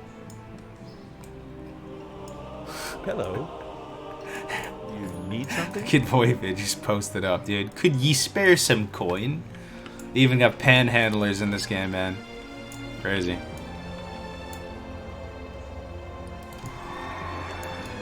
Alright, let's head out to the Valley of Heroes and check it out. Because that's that framing effect, like the guy said earlier. When you first head into Stormwind, you check that out, dude. Insane. In Stormwind, in order to access a vendor, you have to go through a text box first, as opposed to another vendor where you right-click and get instant access. Huh. Interesting finisher. Let's see. Give it a month. Cargo's gonna be a full-blown RP'er. Is this actually RP, what I'm doing right now? Maybe, dude. I feel strange about that. But, I mean, I just appreciate the game, man. Like, I don't think I don't know if is this RP, though? Like, I'm not really role-playing. I'm just kind of observing right now. But look at this, though. I mean, come on. Yo, that's it right there, dude. Look at this. Look at this. Is that as good as it gets? As far as the city impact, you see all this? I mean, come on. This looks gigantic. Come walking in here. This super high wall up here where you have no idea what's behind this. Massive cathedral behind it. And you see this huge space dedicated just for the entrance. There's nothing even out here. It's just this place that's already as far as the eye can see, and it's just the initial moat. You know, like there's nothing really here. It's just a little lake that everything is sitting on. And you just see this and you're like, how big is this place? What am I walking into right now? This probably has one of the most, you know, the craziest effects on you just looking at this from the outside. This is mad RP, you think so? It's like 2 out of 10 RP. Yeah. This is amazing, but nothing tops walking into Ironforge's Temple. What's up, French? We were just looking at Ironforge. Ironforge is pretty epic, too, when you see that guy in the little hallway. I don't know, man. I think out of all the cities, I'm going to have to give Stormwind my favorite. It's Warcraft, man. I don't know. I mean, look at this. As far as the eye can see, when you enter the city, in every direction, is just dedicated to the entrance. I just want to stress that. Like, there's nothing even here. It just makes the city feel that much larger, right? You go from walking through Elwyn, which I can already tell right now. I mean, look how amazing Elwyn looks. But you're walking up here, right? You see Stormwind way off in the distance. You're looking at your map. You're like, all right, time to go to this city. You see this. It already looks so massive. I mean, let me just freeze frame right here. Like, this looks like you'd be walking into New York City or something. I remember first time in Undercity, crazy finding Undercity Underground. What add-ons do you use for UI? Where can I get them? It's just called Domino's, like the pizza. Yeah, I'll put it in right now, just like this. I think it's spelled the same as the pizza. That's really the only UI add-on that I actually have. I love the Stormwind entry. I mean, yeah, it's amazing, dude. It's good to see you still in here, Jerome, man, hanging out. I love to see it. Jerome's a big homie, man. I look forward to meeting you, man. You can't claim to be an RPer unless you have spent some time in the Goldshire Inn. Hey, man, go in there. Check it out. Oh, is this one of the Defias? You know, there's a guild here, guys. That's a Defias RP guild, and they wear Defias armor and walk around and do weird stuff. I mean, not weird stuff, but yeah, they do Defias Brotherhood activities. Looking at this though, if you remember outside of Ironforge, right? You have those big siege tanks. Outside of Stormwind, you have these ballistas. This is like the human equivalent. But for me, that's such a shout out to Warcraft 3. I don't know if they had ballistas in Warcraft 3, but like the siege tanks, you would see all those in Warcraft 3 a lot, and like it just, for some reason, it reminds me of that. You know, each race has its own siege unit, its own color palette, its own city, and we have to keep in mind that people already was kind of falling in love with the Warcraft universe back during Warcraft 3, and this was the first time that they were bringing Warcraft to this scale. So for me, my first taste of Warcraft was Warcraft 3. It wasn't Orcs vs Humans or anything like that. So the idea that you could be an individual dwarf or human or orc or whatever and be like a unit, that's the way I would think about it. You get to be one unit in Warcraft 3. And you're walking into the city and seeing all this, and instead of seeing a ballista or a siege tank really small, which like, you would command it as a unit or whatever and make it go around or whatever in the campaign, now it's bigger than you, is just so cool, man. I still remember coming to Stormwind for the first time, blew my mind. Yeah, for me it was first city, just super random, was Thunderbluff though. Hey brother, what's better for PvE on Fury, BRE or Ashkandi? So I heard that BRE is good on trash and stuff because the armor debuff, you can actually get value from it. But from what I hear about BRE is that even OEB is better than BRE, you know, on like an actual boss fight and stuff, because you can't get value from the armor. I think they're already 0 armor or something like that. And some big brand's gonna chime in, but BRE amazing in PvP, amazing on trash, big slapper weapon. So if OEB is already better than it in PvE, I would assume Ashkandi would slap harder in PvE as well. Oh yeah, Strop over Stormwind, good call. Thank you for reminding me. Stormwind review. All right, so Strawpole hitting the chat right now. Got about 100 people in Twitch, and we got about 340 in YouTube, just hanging out, just walking through the world, guys. We're not even doing anything that exciting, so thank you for just keeping me company doing this, because as much as I love this, I probably wouldn't be doing this if I was just alone and not streaming. So I'm actually thankful for you guys for being here, because then it makes it more worth it, you know, to just explore, look around at all this stuff. Did I put it in here? Oh, I didn't put it in here. Here's the Strawpole, guys. Vote on how do you feel about Stormwind? A+, A minus, B+, B minus, C+. Does it get a D? Does it get an F? Hopefully no Fs. All right, I'm gonna actually give it an A+, man. Personally, I'm gonna give this a A+. I think it's my favorite city. I really do. Out of all the cities, Stormwind City, you know, Barrens may be the first thing that pops into my mind, but it might be Stormwind City right after. Even just that change, man. Like, so, like, we're in Elwyn, right? You hear this serene kind of music, peaceful music. Your first steps into Stormwind City. I'm just gonna shut up for a second. First steps.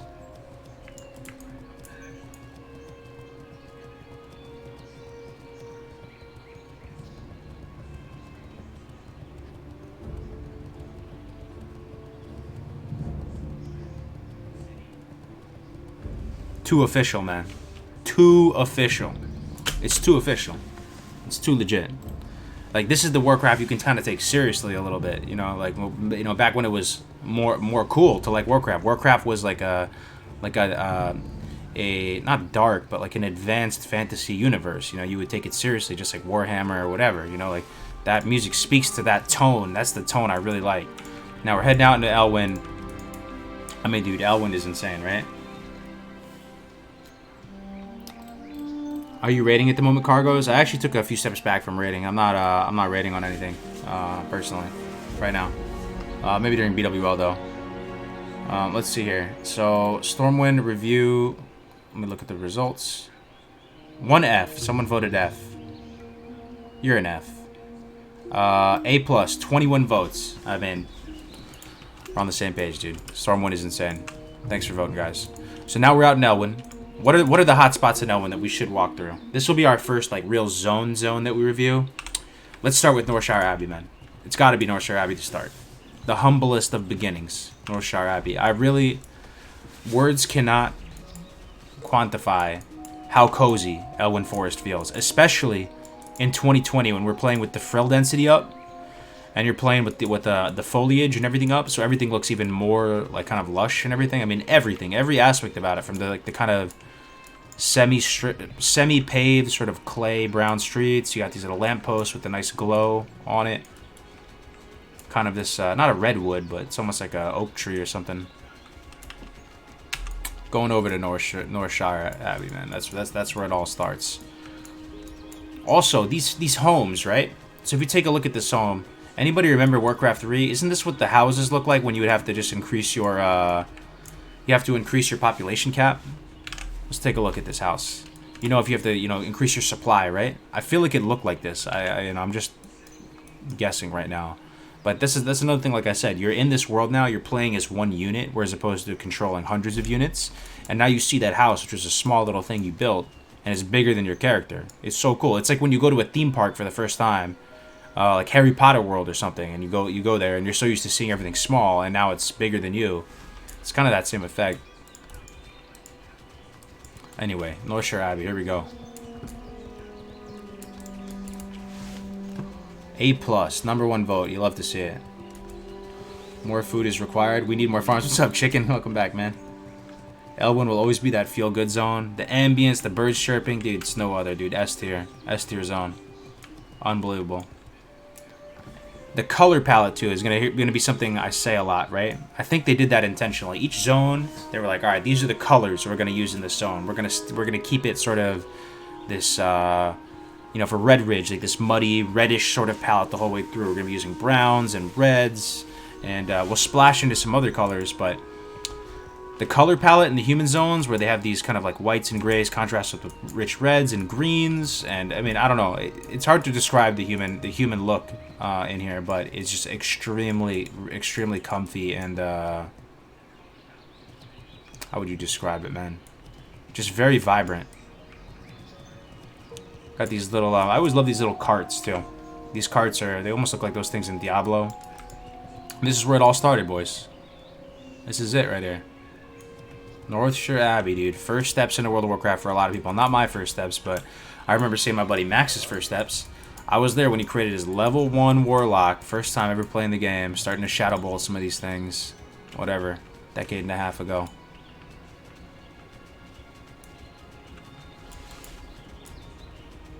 Absolutely. Color theory and balance is hugely important. I really think a lot of premeditation went into making these zones.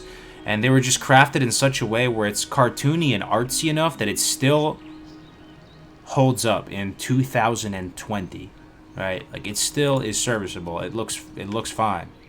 And I think it looks...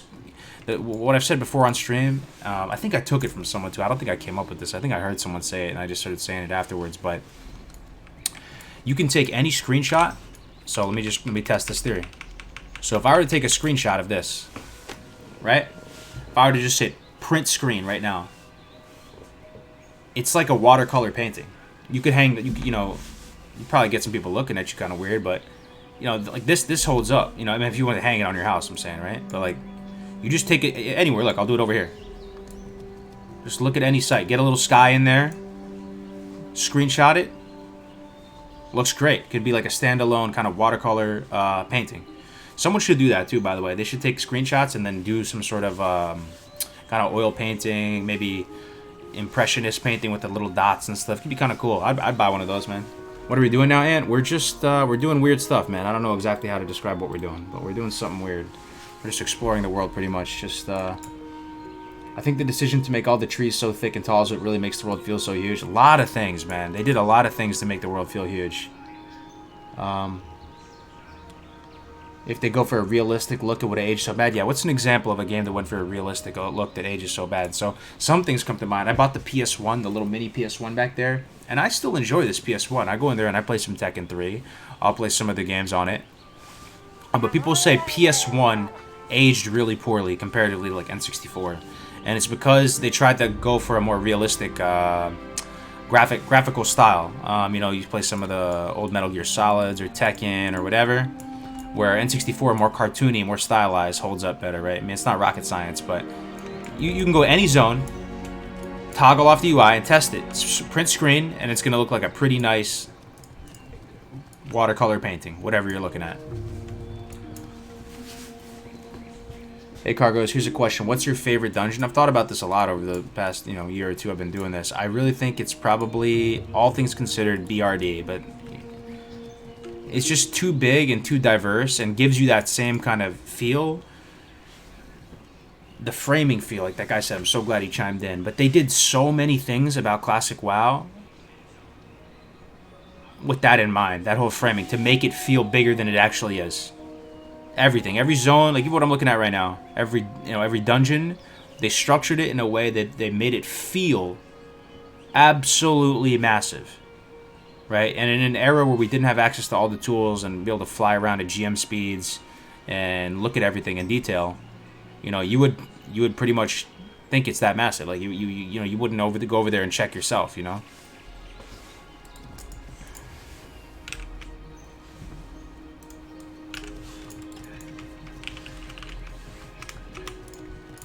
Take a look at this armor, dude. Look at this starting, man. Starting armor, flimsy chain vest, malicious short sword. I mean, let me point out one thing too while we're in the starting zone. So we already talked about how white weapons are actually pretty good, right? If you're leveling, and not only if you're leveling, you're trying to level pretty efficiently. Not even pretty efficiently. You're trying to level the most efficiently. Right, you're going full try-hard, big pumper, min-max, try to go as hard as possible, fresh server, every competitive advantage possible. White weapons are actually viable, right? And as soon as you hit level 10, a lot of the big brains are saving up for their white two-handed claymore sword, and they're picking that up as soon as possible. It gets even funnier than that, though. I was talking to Lestor the other day on the Paladin Guide, and one thing that he says is the first weapon upgrade he gets is a gray weapon that has a really high chance of dropping off of the young wolves. Sorry about my dogs. But there's a cracked sledge, I think is what it's called. It's a gray weapon. Let me see if we can get it. We'll just kill a few of these. Cracked sledge that drops off these wolves. This 5-second roll thing is fucked up. So not only are white weapons kind of viable, there's gray weapons too. Just cracks me up, man. We're going full big pumper, leveling mode. You're trying to fish for some cracked sledge at like level 3, dude. Level 1. Where is it? I'm trying to get me some cracked sledge.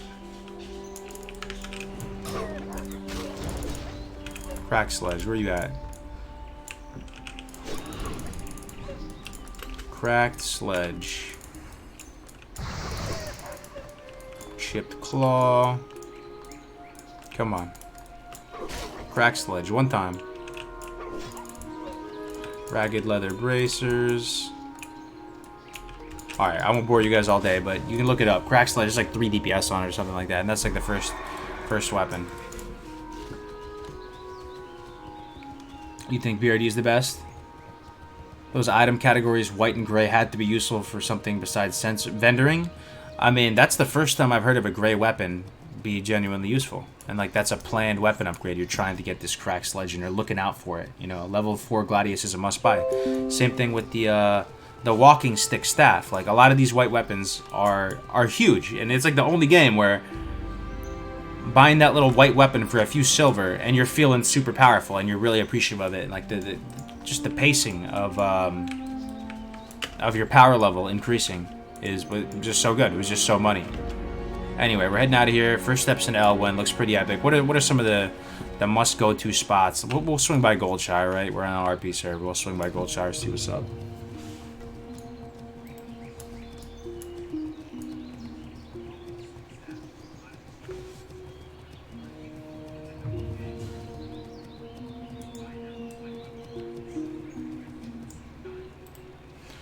Alright, Goldshire it is. Let's go.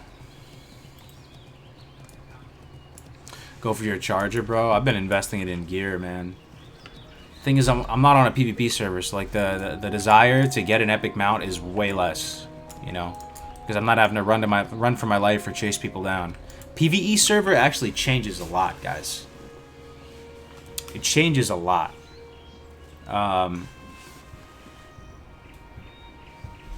What talents you pick, what professions you pick. You don't feel as much pressure to get engineering, even though, especially in a tank role, you pretty much need engineering. But there's no pressure to like look over your shoulder and defend your honor at all times. And you know what you invest your gold into. You wouldn't think it does, but just that simple little twist, the idea that it's not PvP and it's PvE, has had more of an impact than I thought. A lot of your decision making changes. If I'm honest, greens maybe come too soon. Think so? I mean, this is the classic little Goldshire blacksmith here. These guys are out here pumping out some white armor over here. Alright, let's go into Goldshire. Is this the coziest inn? What do you guys think? What do they call it? The Lion Inn?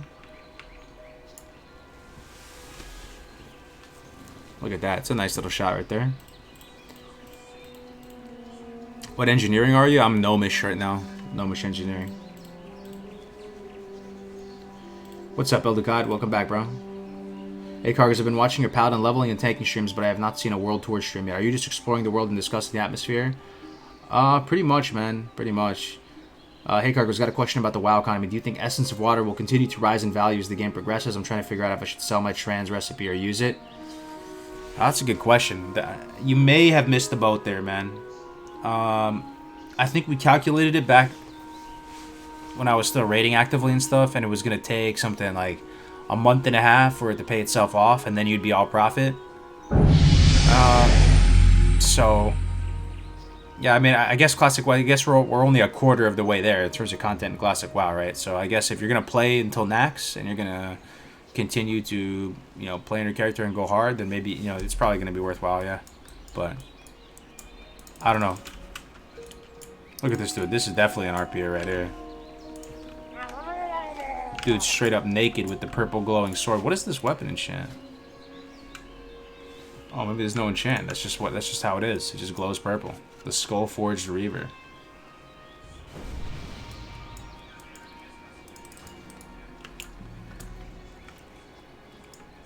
The Lion's Pride Inn, man. Look at that. Yo, what is Voivod doing? Voivod's dead on the fire? Yo, what? Oh my god, man. Cargos, you remember screenshot of the day on the old WoW website? Can still picture some of them? I do vaguely remember that, yeah.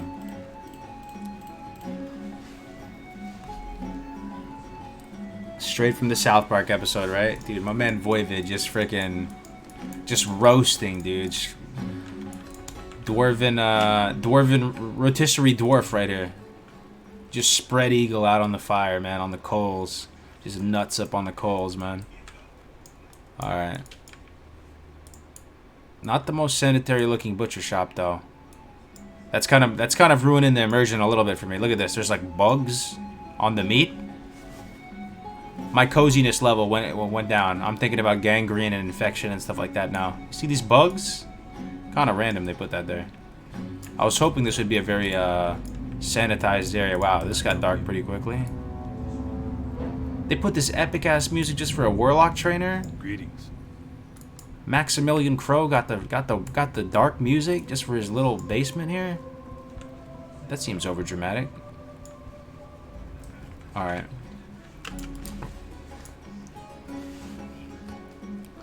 The hell is that dwarf doing? That's Voivod in the stream, dude. Just spread eagle, nuts up on the coals, man. Oh man.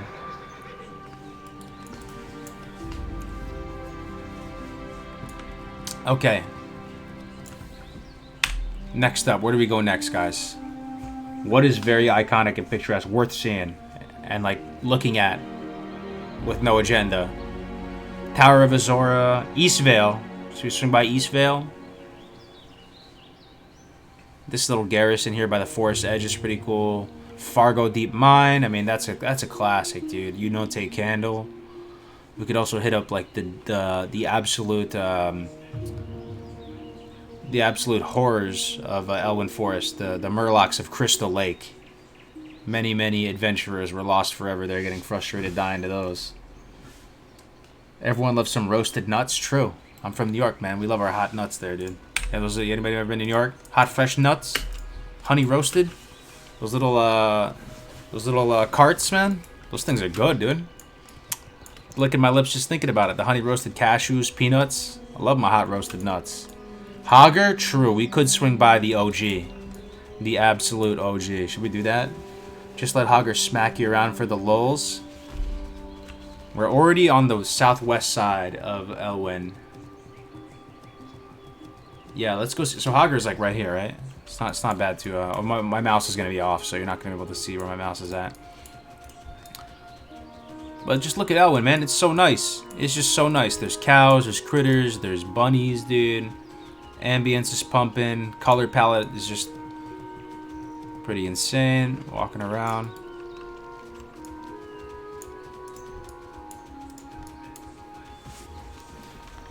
Tower of Azor. Yeah, we go there after that, probably.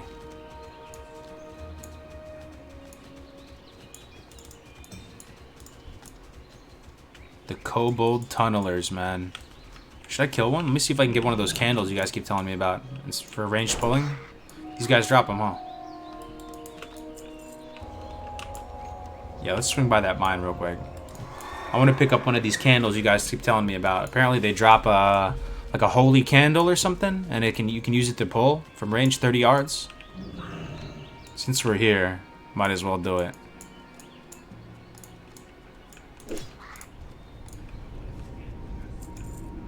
I mean, I'm just gonna freeze frame right here though. Something very picturesque about this site too, just heading into this cavern. Really cool. Good stuff. Kind of ambient, soft ambient lighting on everything. We actually have an adventurer here. Sir Jedrilius, the human paladin.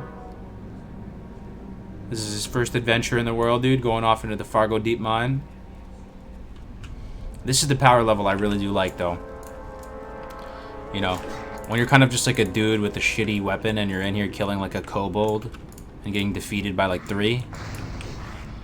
That's my favorite kind of power level. I'm not trying to be the biggest mover and shaker of the universe, the one-shotting planets with my sword. No candles though. Did they drop off these guys?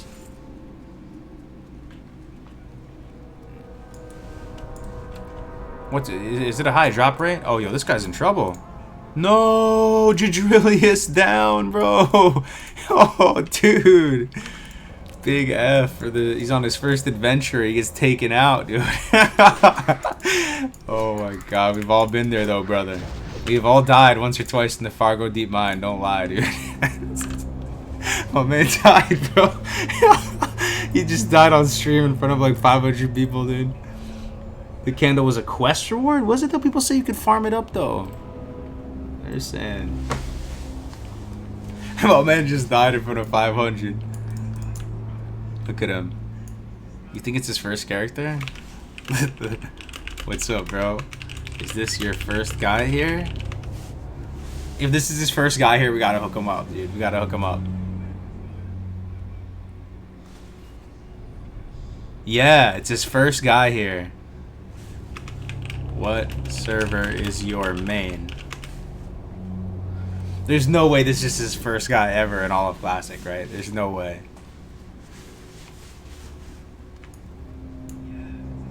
Don't tell me he has no main. Don't tell me this is this man's first character ever. There's no way. In 2020. This is your main? You are shitting me right now. Jadrillius out here actually living that classic experience, bro. What is he? This is insane. Just started today? Oh my god, man. First guy ever? He just started today. Nah, he's trolling, man. He's like watching the stream or something, bro. You're not gonna tell me that this is guy's first time. Right now, up in the Fargo Deep Mine. We're just walking in on his first classic experience right now. There's no way. Impossible, dude. Impossible. We'll just give him 5 gold. Hopefully he like... What else can we give him, dude?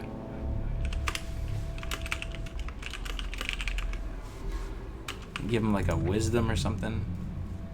Give him some blessing of wisdom, rank 2. Can only use rank 1. Alright. Wow, dude. Salute. Salute to the god. First class. I mean, he's living that class. I mean, dude, he's like us when we were 14. He just walked in. He just died to kobolds in the night. I kind of want to commentate this, dude. I'm gonna stalk him right now, dude. I'm gonna stay behind this pole. He's fighting 2 kobolds. I don't know if he's gonna make it. He's fighting Goldtooth. He's fucked. He's dead, bro. Level 8. He's dead. Oh my god. He's dead, bro. You should be fighting level 8s, bro. He's like... Oh my god.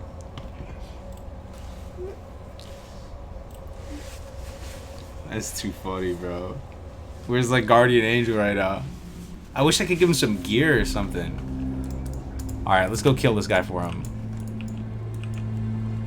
Too funny. We're just straight up walking in on someone's first classic experience.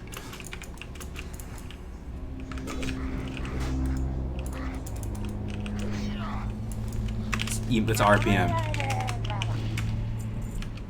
Bro, be careful. Fight 1 mob at a time.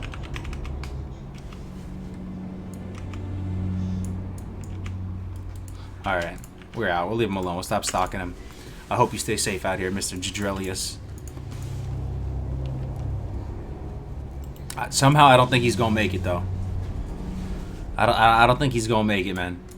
He's fighting another level 6. Like, it's already... Why is he even here at 5, bro? Like, that's a little bit sketchy. I wouldn't come inside this mine until I'm like 7 or 8 or something, man. Oh, 5? Godspeed, Sir Jadrillius. I hope you make it, man. I hope you make it. What are the chances that dude gets to 60, bro? I'm gonna put it at a solid 1%.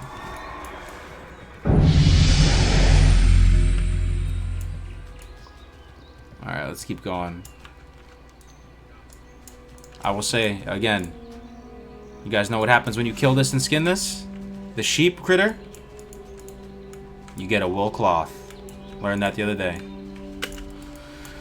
Alright, we're at a very picturesque area as well, the Stonefield Farm. I'm sure a lot of us have good memories from here. I love it when they do vineyards or farms in Classic WoW. It always looks very like picturesque to me. We got some watermelons out here. If you go to the vineyards in South Shore, it's all part of that same feel, that cozy feel. There's a little love story out here with the farmers. Adopt him. I want to play Classic, but I'm worried it's too late to start. Is it? No, I mean that guy right there. That was his main character. This is his first. That's his first experience, man. You're fine. Never too late. The game's gonna be around for a while. We're like a quarter of the way into the server lifespan, man. You're good. Go to a high pop server and you'll see tons of people running around at lower levels. Tell him to fight mobs a little lower level than he is. That's what I did. I tried to set him up for success. Somehow I think he's not gonna make it though. I hope he makes it, but I don't know, man. Level 5, human paladin, first character, like probably doesn't know about weapon progression, doesn't know about the right talents and stuff. You think that guy's gonna make it? The odds are stacked up against him, dude. Many paladins were lost along the leveling way because it can get kind of boring if you don't know what you're doing. Alright, where's Hager at? You think he's up? Oh! The god! In all of his glory.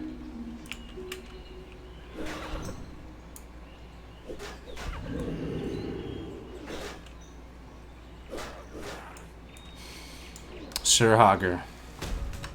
Cargo's the wool man. Hell yeah. That's me, dude. The Baron of Wool. So jealous of him? What do you guys think? You jealous of him? I don't know if I'm jealous of him, though. Yo, be honest, though, guys. Would you, right now, would you, if you could, would you go back in time and be 14 again?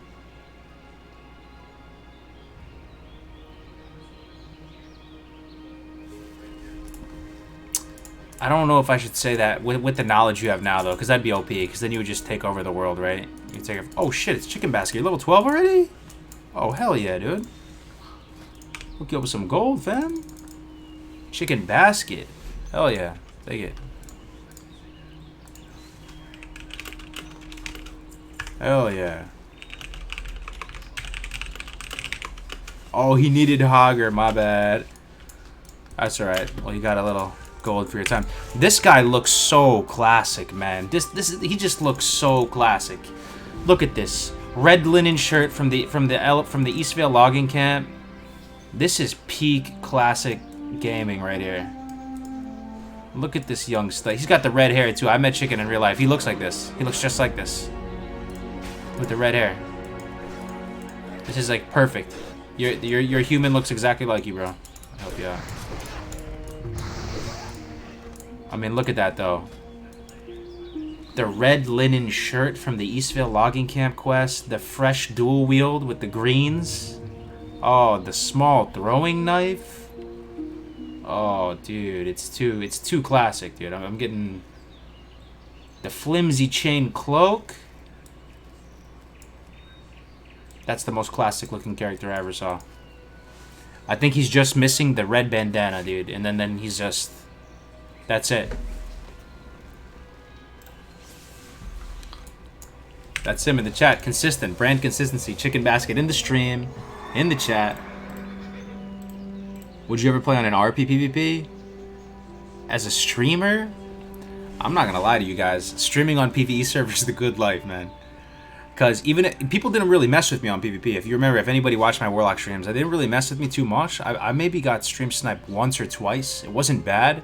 But I would be lying to say that there wasn't like anxiety, because you want to hold it down for the stream. You're not trying to get embarrassed out there, and people are counting on you to lead by example. Promote hype for the game, get people into the server, look like you're having a fun time, and so you when you head out in the open world, yeah, you're interacting with the chat, but you're like you're on knife's edge, man. Your head's on a swivel like constantly, and you're always thinking about someone about to troll you or something like that. So streaming on a PvE server is super chill, and it allows you to kind of focus on just talking with the chat more and doing fun stuff like this. So man, you can call me whatever you want to call me, whatever. What would you call me? Sellout or whatever. I don't know, but I mean, I'm having a good time here. I'm chilling. Just look at these views, though. The views are just so good, man. This music and this site has got to be triggering some of you guys to play. I know some of you are watching right now, haven't logged in a little while. This is the highest quality content right now. Look at this. Just absorb. Just take it all in. Just soak it all in. Big straw. Just sip, sip, slurp, slurp. That water, though. Is it worth going to Bloodsail if you're EU? You'd have to make another account, so probably not. I wouldn't want to have you pay anymore. I like this water. I like the new water. What do you guys think about the new water? I mean, I'm kind of off. As long as they don't touch the models and they're just improving like the textures, I'm all for it, man. As long as you can toggle it back for all the people that are super no changes and they can go just straight up the old school lava, I'm actually really happy that we have this because the world looks more beautiful to me. And you guys know about me, right? The one thing that I'm changes on is the lava. The old lava is straight MS Paint red. Blip! Like, that's all they did with the lava. If you look at some places in Molten Core, it's 1 pixel. It's not even moving. It might be 2 pixels. But the original lava, it bothers me so much. Hashtag changes.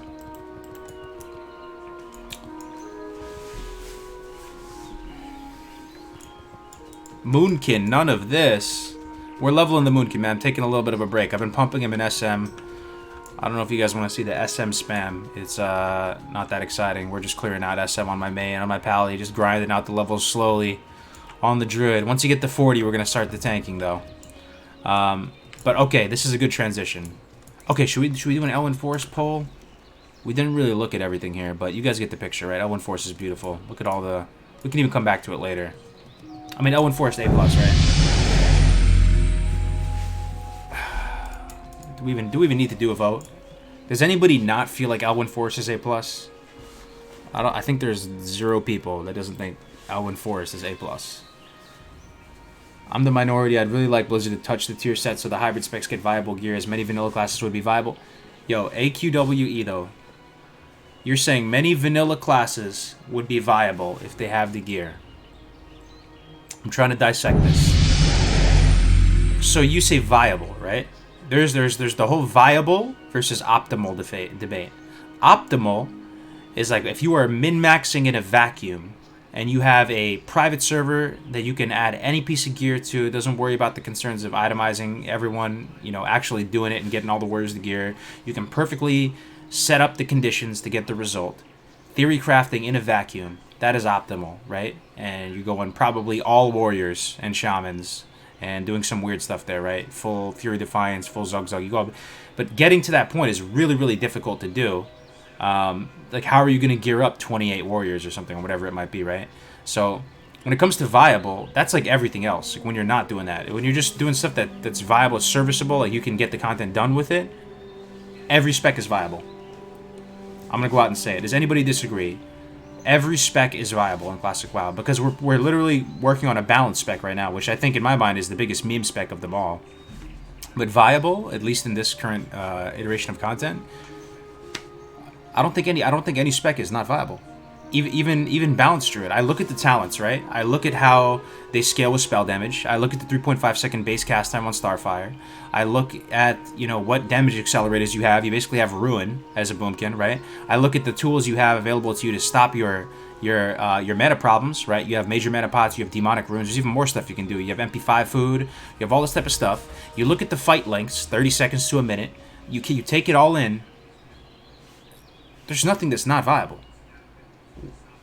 Red Paladin is viable. Yeah, Red Paladin's viable. You can take a Red Paladin. You can be seal twisting. You can be there, you know, improved might. You can be doing, as long as you're doing 200-300 DPS, you're viable. You're pulling your weight. You're doing 200-300 DPS. There's people in raids, in your raids right now that do 200-300 DPS. Any spec in the game, you're able to do 200-300 DPS. Right? Some specs too heavy utility. Sub 200 DPS is not viable. That's what I'm saying. The minimum benchmark, and this is just an arbitrary benchmark that we're setting, because you could clear the content with less than 200 DPS. It just wouldn't be that great, right? But, you know, if you're able to do 200 DPS single, and every spec would not only be able to do 200 DPS, I would say every spec would be able to go 400 DPS plus, honestly. What spec is doing less than 400 single target? I was watching some videos yesterday on Boomkin. That dude, Fruit Nut, he was testing it out with previous gear on. He had consumes and stuff. And in previous solo, on a 4-minute fight, he was doing like 400 DPS on a Moonkin, or something like that. Let's see. What specs are not viable? We're already leveling up Moonkin. Boomkin is viable, but viability isn't the bottom line for balance. I'm just saying, you put a Elemental Shaman, you put a Boomkin, you put a Ret Paladin, and you put like a really big brain player who really understands itemization, how the fights work, all the consumables, all the world buffs, and how to get them. You put them in the driver's seat of that class and spec, they're gonna blow a lot of people. They're gonna blow a lot of people out of the water, man. MT Paladin, what this Greater Blessing of King stuff, and you don't even necessarily need the Greater Blessing of Kings thing, but we're talking 2k threat per second with a main tank Paladin, right? You're spamming Greater Blessing of Kings on, you know, 7 to 10 warriors or more than that. You're getting 2k plus threat per second. You go full avoidance. You go full defense, concentrated avoidance. I don't know. The more and more I learn about this game, the more and more everything seems viable. It's actually pretty mind-blowing how viable everything is. Now, if you're min-maxing theory crafting in a vacuum and you have some amazing high-speed players, they're going to go in there. Yeah, they're probably not going to take some of these specs, but they're just going to be stacking warriors. You pretty much just go all warrior. You probably wouldn't even go rogue. You just go full warrior, full Zug Zug.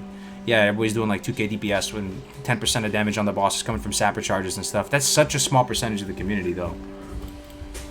I think that's one of the biggest misconceptions about Classic, that some of these specs are just not viable. Now, here's where reality comes into play, though. If you just take a player of average skill level and you put them behind a class that's not considered viable, and yeah, that's where you really see that meme spec. That's where you really see like you're literally scratching your head like, how is this guy so little? How does this guy have so little impact? And sometimes I see that. I go through logs and I think to myself, is this guy alive? Like, does he have a pulse? What is he doing? Why is he doing this or that? Like, I'm looking at how many casts. Like, dude has 50% uptime on the boss. What is he actually doing? Is he watching Netflix right now? Like, you'll be scratching your head thinking about that. But I'm telling you, man, you put a big brain behind any class and spec, you'll be good to go. That's where the G-Box spam comes in, yeah. Anyway, tirade over. We're about to go into one of the dopest zones ever, though. I have incredibly intense nostalgia from Westfall. Listen to our first steps moving into the zone. Whole new score comes on. We start transitioning from the green. You're starting to hear some of the grass sway, too. They added some ambience here. You hear, like, yeah, I'm hearing some swaying grass in the background and stuff, too. You're walking into Westfall for the first time. Also, listen to the ambience right now. There's crows. You know, crows are kind of associated with, like, carrion and, like, dead stuff and scavenging. There's definitely some ambience change. You can hear the grass sounds, like, crispier, and it's swaying. We're heading in here the first time. It's all yellow. First real zone outside of Elwyn. Now you're in the big leagues, baby. And I think many of us as young men, Westfall is where boys became men, man. This is where you know, this is where you were a teenager leveling in your teenage levels, man. And I mean, I probably spent what felt like a month in this zone. I mean, I spent so much time in this zone. I don't even know what I was doing. Just lollygagging, doing weird stuff. But one of the most incredibly, potently iconic zones. How do you guys feel about Westfall? Westfall was not the best Duskwood was. We'll get there, man. All these Alliance zones are just incredible, man. Look at it. We got these, lots of birds in the sky. More so than Elwyn, it appears. Look, 1, 2, 3, 4, 5, 6 birds. Just flying around, 7 birds. There's not big trees everywhere. Stuff is dead. Stuff feels crispy. As you're walking through the grass, you'll hear that kind of crispy sound. They want it to feel like, you're also hearing more crickets and kind of like insect stuff in the background. Sorry if this is like super cringe or like nerdy or whatever. I don't know how this is coming across, but I don't know. I like doing weird stuff like this and coming here and looking at it. Amazing. Let's see. Old Blanchy. Let's go check out Old Blanchy. Farmer Saldine. All the good stuff. All the good stuff, man. Gotta love magic dust. True. You can get some magic dust while we're here. Where's our girl, Old Blanchy, dude? Old Blanchy, dude. You think this horse would know, man? They named the server after this horse right here. Anybody play on Old Blanchy? I know we used to meme about that server a little bit, but shout out to Old Blanchy right there in the flesh.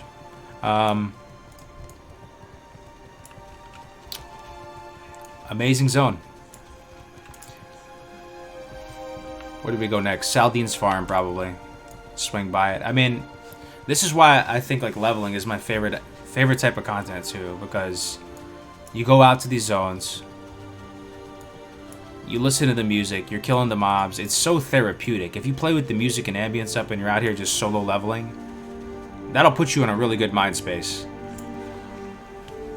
Cargos, do you have somewhere I can copy your UI? It's so clean. All I'm using is Dominoes, man. I think I did a pretty decent job of cleaning it up though, so you don't see a lot of the bags, you don't see a lot of the just stuff around, but it's just Dominoes, man. It's just, I toggled it on for you for a second. I just configured the bars a little bit, right click them, columns and stuff. Pull everything in Dead Mines. Playing my pally on Old Blanchy right now. That's what's up, man. I live in Westfall. It's in my top 5 for sure. It reminds me of the prairies where I live. Such a good zone. Played Westfall recently for the first time since release. I mean, these are the zones that are the most associated with Warcraft IMO. These like Westfall, Elwyn, Duskwood Barrens.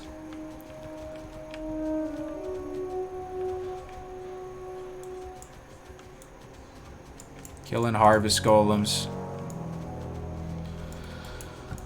Oh man, I don't even know exactly what to say about it. It's just it's slightly comforting to know that, you know, Westfall and Classic and all this stuff is going to continue to be, you know, is just going to continue to be here. You know, it's not like the private server days. Like, Classic will continue to be around, and, you know, you're going to come and go from the game. You're going to have your highs. You're going to have your lows. You know, you're going to get bored. You're going to get burned out. But you're going to hear this soundtrack or something months down the line. Something's going to trigger you. And at least this is how it's been for me. Out of nowhere, it's going to seem like you're going to feel that itch to go hit up Westfall again, to hit up Barrens. It will hit you, man. You're going to be the biggest doomer in the world about the game. The Classic itch is a very strong itch, man. You're going to be like, oh, man, I want to play some WoW. I want to go into the Barrens again. I want to go to Westfall. Need Our help? boy Brian Stoutmantle here.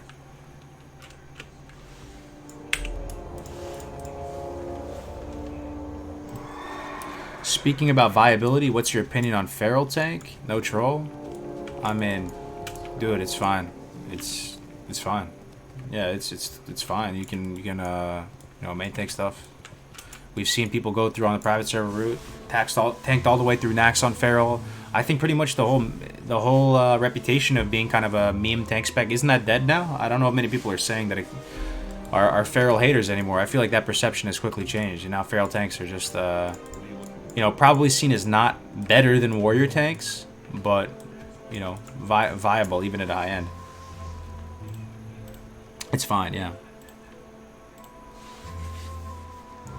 Cargo's my dude. What's up? How's with the Sasquatch tanking? It's going. It hasn't started yet, so that's how it's going. My druid is level 32 right now. He's living in SM. I'm doing runs of SMGY and Lib together, so I'll go clear out all of GY. Slower than a mage, but more consistently than a mage. I can clear out all of GY in a few pulls. It takes about 7 minutes, and then we pretty much race over to library and go do the first 2 big pulls of library. So you'll go and you'll get the Hound Master and you'll get the whole courtyard in one pull, and then you'll do the next pull with some of the casters in the next one. So you're able to do all of GY.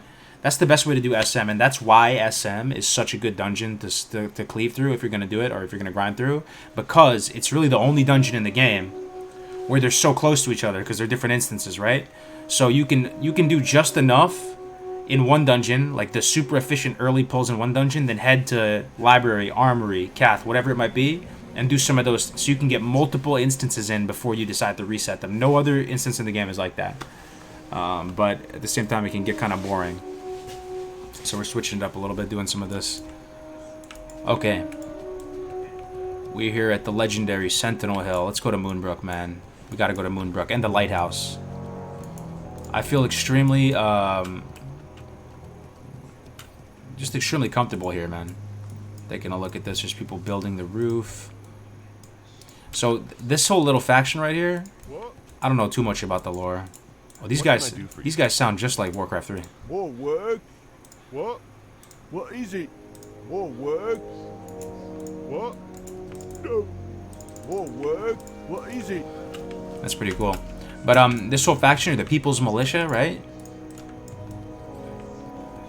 These guys are pretty much on their own from Stormwind, right? And they're like fighting the Defias by themselves. I always really enjoyed. It kind of plays into that whole thing, you know, like the Alamo and like the Last Stand. These people putting up a small resistance to the Defias, and they're asking for help from everybody. Nobody wants to help them, and Stormwind has kind of like turned their backs on them and stuff. Really enjoy this this story that's going on here in Westfall. I love content like this, exploring the world. I appreciate it, Koopman. I know it's not everybody's cup of tea, but I appreciate you guys giving it a shot. They haven't finished that roof in 15 years. True. Alright, we're heading over to Moonbrook, man. You gotta do it. You gotta do it.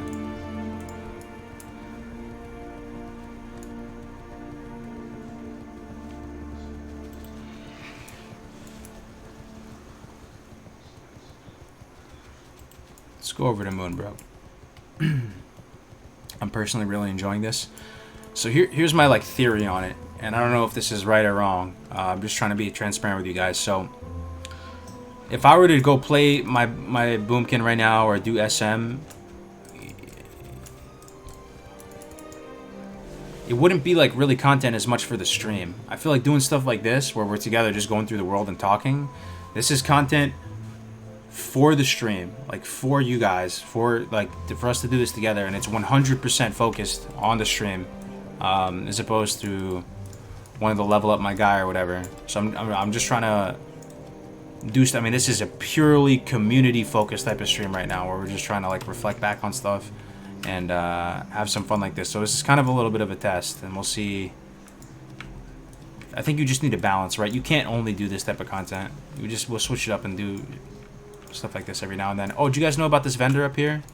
Let me show you. You know, like if you're doing AV spam, I know some people like watching it, or you know, worst song or whatever. It's almost like it's content for you, and the stream is second. And the stream is second, right? This is like the stream is first here, right?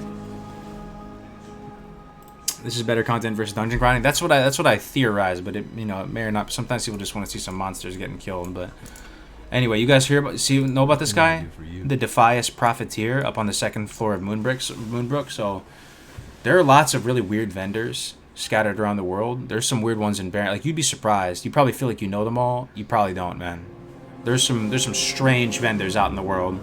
And the other day when I was running, like it was like a day ago, I was running the Druid through Deadmines, right? And when you do a lot of AoE tanking, like on a Paladin, your armor gets messed up. Even if you don't die, your armor will get messed up pretty quickly. So having to repair is kind of a big yikes.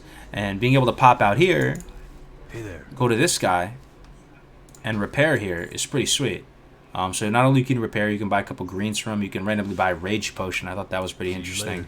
But this is in Moonbrook, man. Yeah, he sells Rage Potion pattern, yo. You can easily solo stuff as a Holy Paladin at 60. There are tons of videos around. Oh, yeah. It's an absolute joy.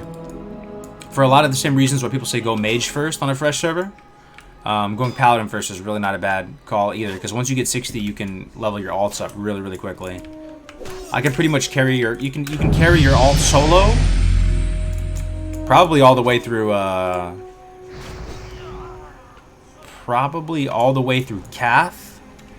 You'd probably be able to solo ZF, right? You think you'd be able to do the packs in Graveyard in ZF by yourself? You just have to go slow with it, but I think you could.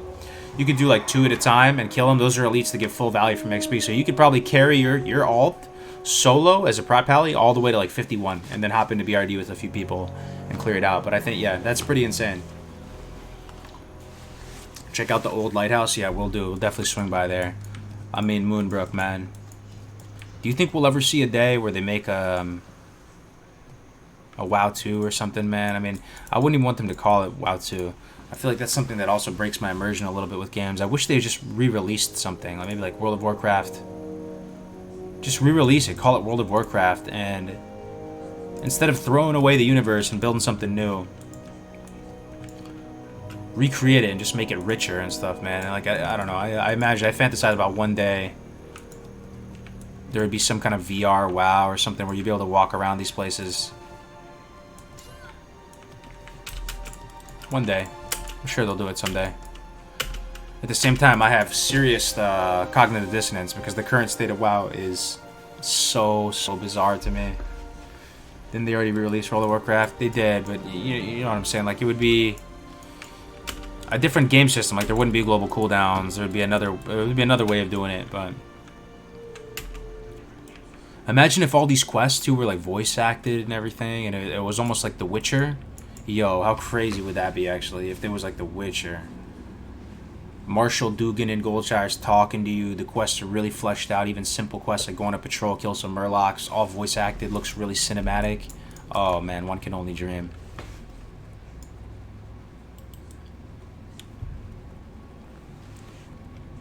WoW 2 would be a horrible idea. I'm not saying anytime soon. I'm saying in like a decade, man.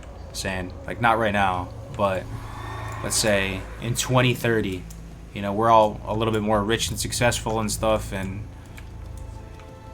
we make it happen. Witcher is more of a movie than a game IMO. That's why I play it, yeah. the combat in Witcher didn't like blow me away so much, but the story and universe really did. This guy's about to die.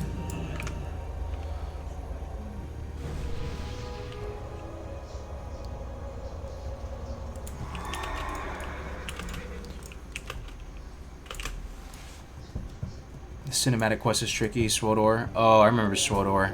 Yeah, Swordor is. I leveled the cap in that game. I leveled the cap in that game. Rift, Wildstar. What else? Blade and Soul. That was the biggest. That was the cringiest game I've ever played in my entire life. Blade and Soul. I leveled this. I actually kind of enjoyed the leveling in it, but once I got this the max rank with my buddy, because my buddy convinced me to play it, and despite my better judgment, I gave it a shot because I'm like a sweaty MMO player and I like to try stuff out. That game was the cringiest game I ever played in my entire 29 years of existence, man. Blade and Soul. Oh, the Lighthouse. We should go to the Lighthouse. Swordor was kind of fun. Yeah, it was pretty fun.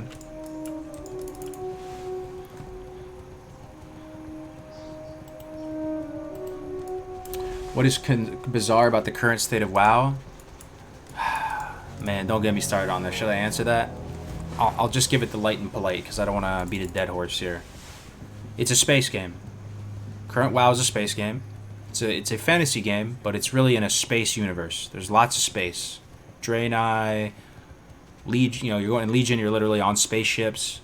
You got big gods and old gods one-shotting planets, like Kill Jaden just stabbing his sword through planets. It's a space game. It's more similar to like a Star Wars or something than it is to Diablo. Diablo is like gritty, old school, medieval, high fantasy, dark, macabre, people's spines getting yoinked out of their bodies, all stuff like that, right? Super gritty, dark, and I was so happy that it looked like D3 was, or the new Diablo was taking that route. Like they were doubling down with the grit. It seemed like, at least on the cinematics, and it looked really cool. But like if you really look at the lore of World of Warcraft, and classic WoW is just a footnote. It's a little tiny scribble at the bottom of one page. But if you look at the actual broad strokes of the major players and the major things going down, it reads very much like a space game to me. I don't know. Yeah, it's like sci-fi. It's like sci-fi, which is fine. People like sci-fi, right?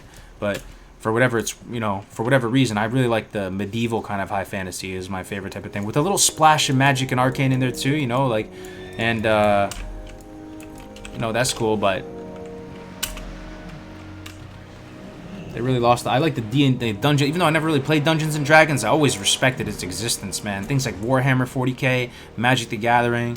These are all the stuff that it's just my favorite. It's the juiciest like stuff to me. I don't know.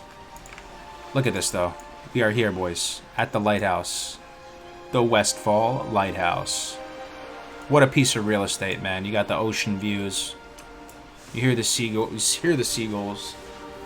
Grew up on Magic. Would you be proud if I said I got my Shaman 1 to 60 in 6 days played because of your guide? Big help. Oh, dude. Feels good, man, Taylor.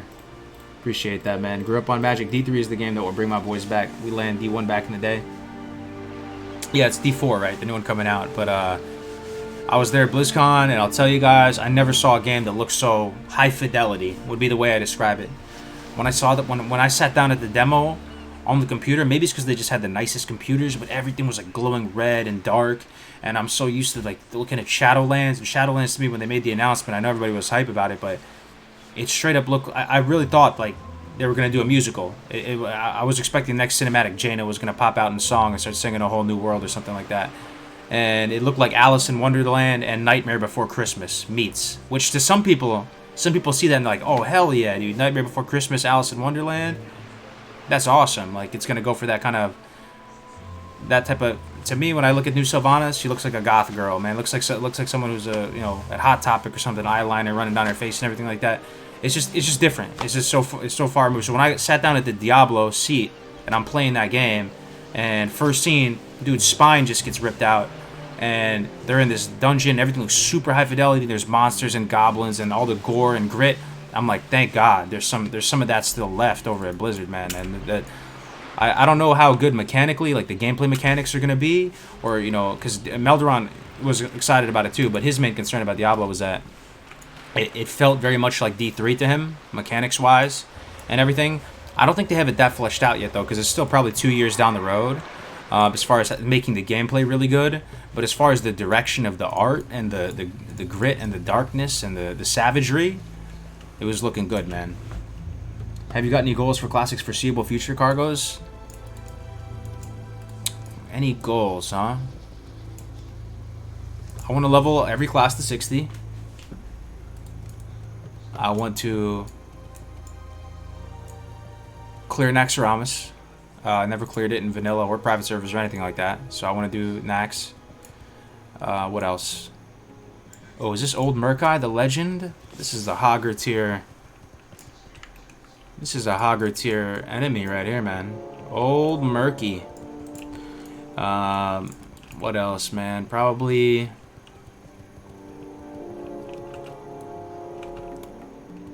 I mean, those are the two main things, man. I just want to have fun with it.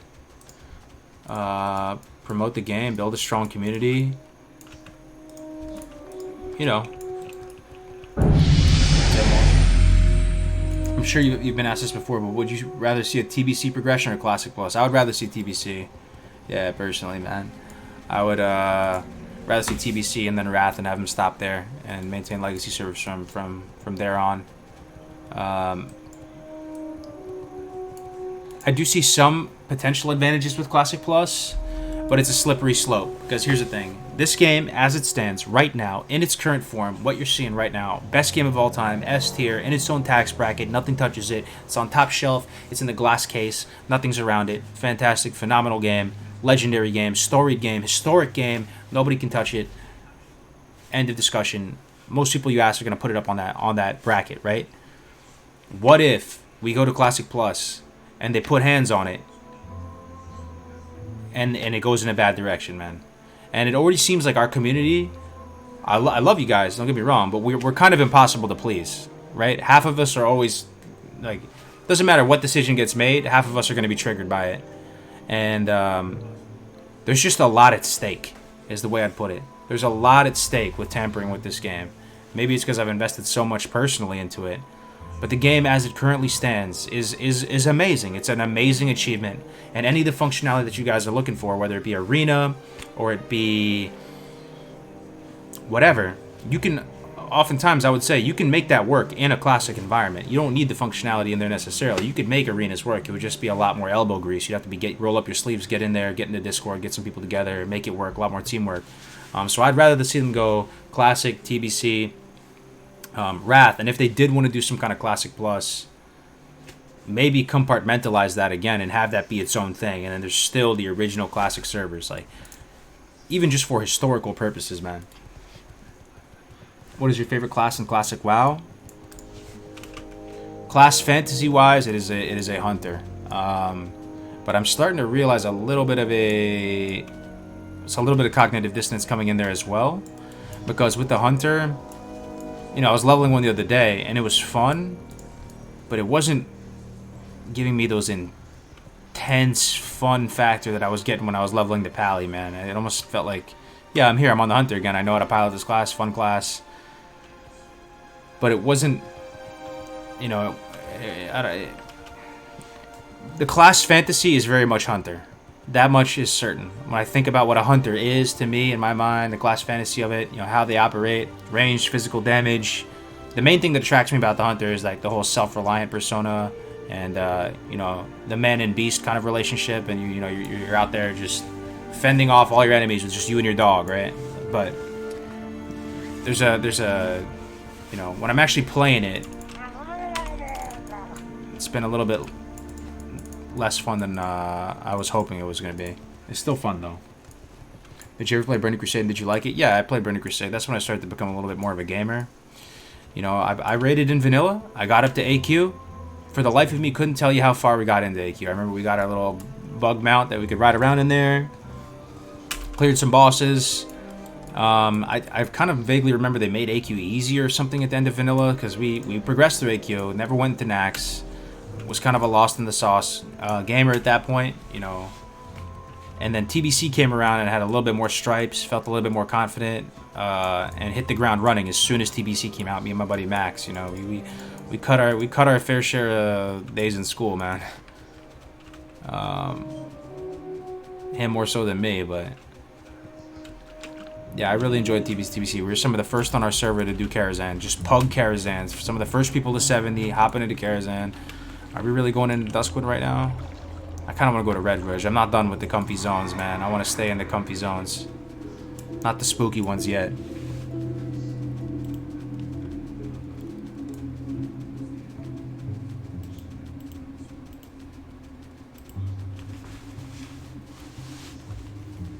Why is that? Do you think Blizzard's not capable of making good content anymore? Or is it all seems like a bad idea? I just think there's too much at stake. The game as it stands right now is the best game of all time. Historical, monumental achievement. Just embrace it. It doesn't always, stuff doesn't always have to change. Like, you can play a game of basketball, it's timeless. You can play a game of Dota, you can play a game whatever. You can repeat it and play it over again. The play, you know, it's timeless content, right? So to mess with it, like, it could potentially tarnish the reputation of Classic, and how do you go back from that? You know, if they make some bad, if they balance the game or do something weird to it, kind of gives me a headache just thinking about it. If they start tweaking with stuff in Classic, man, I would really, really not want them to do that. The more and more I think about it, and if they were to, if they had to do something with Classic, I wouldn't touch the balance of the classes at all. I'd probably just add another raid tier. Add like vanilla Karazhan or something and not mess with the balance at all, not do anything crazy, and just add another raid tier or something like that. You know, don't mess with the talents or anything like that. It's gonna be weird because then you're gonna have a weird. Some people are still gonna want to play vanilla, right? So then they're gonna have like vanilla private servers again, and it's just gonna muddy the waters and make it really weird because they're gonna. You already know some people are not gonna like it if they do Classic Plus. Some of the changes, whatever it is, were impossible to please. So then they're gonna have another splintering of the community back to this version. Just go TBC, man. Go TBC, go Wrath. They're great games, man.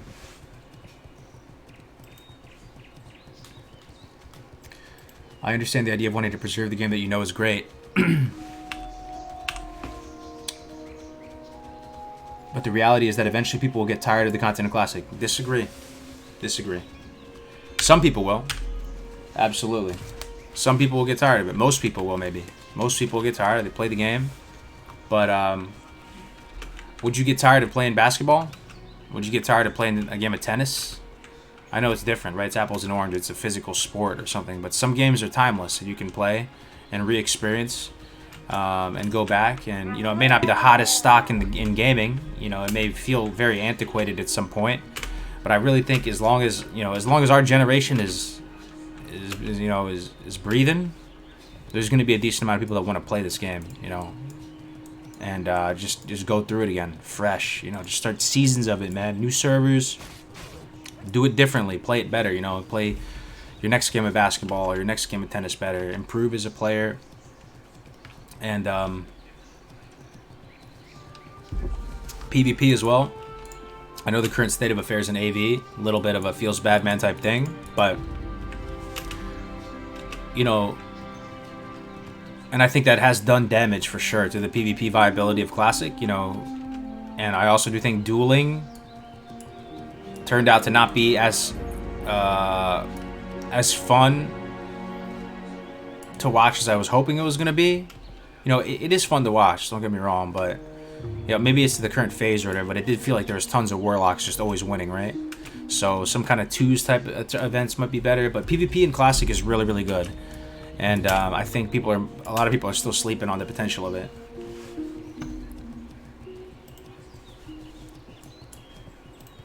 It's a game to keep coming back to. I mean, it's a game that it holds damn near like sacred importance, you know, as in my development as a human. Especially now that I'm, you know, making content and doing this type of stuff. But I'm not religious or anything, but it's, you know, it's a very important game, you know, and it's great as is. There's a lot to stake. There's a lot at stake. It's a reminder. It'll always serve as a reminder to us, you know, our generation, of something. I don't know what it's going to remind us of, but it'll remind us of something pretty great.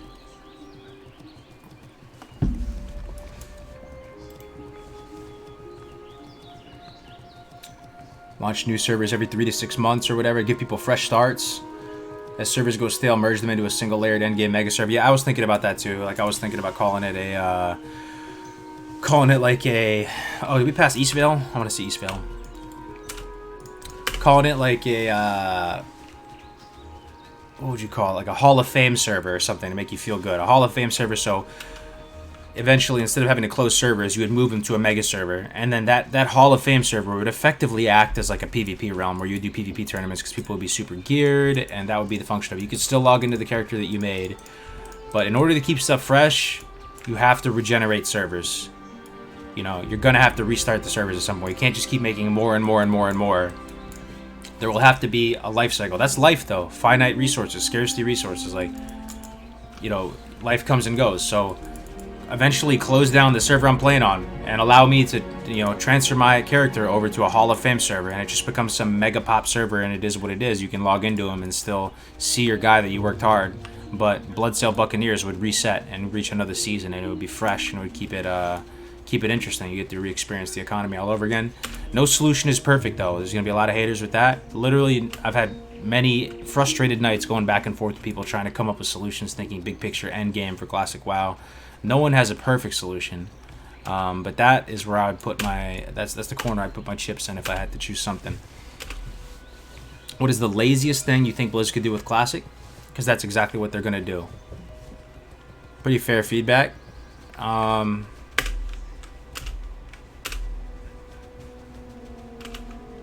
The laziest thing they could do with Classic, huh?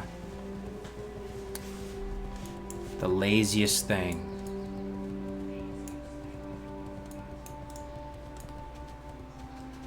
Probably do what they're doing right now, man, and not communicate. Not. I feel like there's a lack of communication with Classic. Maybe there is communication from CMs on the forums. I'm not gonna lie. I'm not sitting on the forums reading every blue post.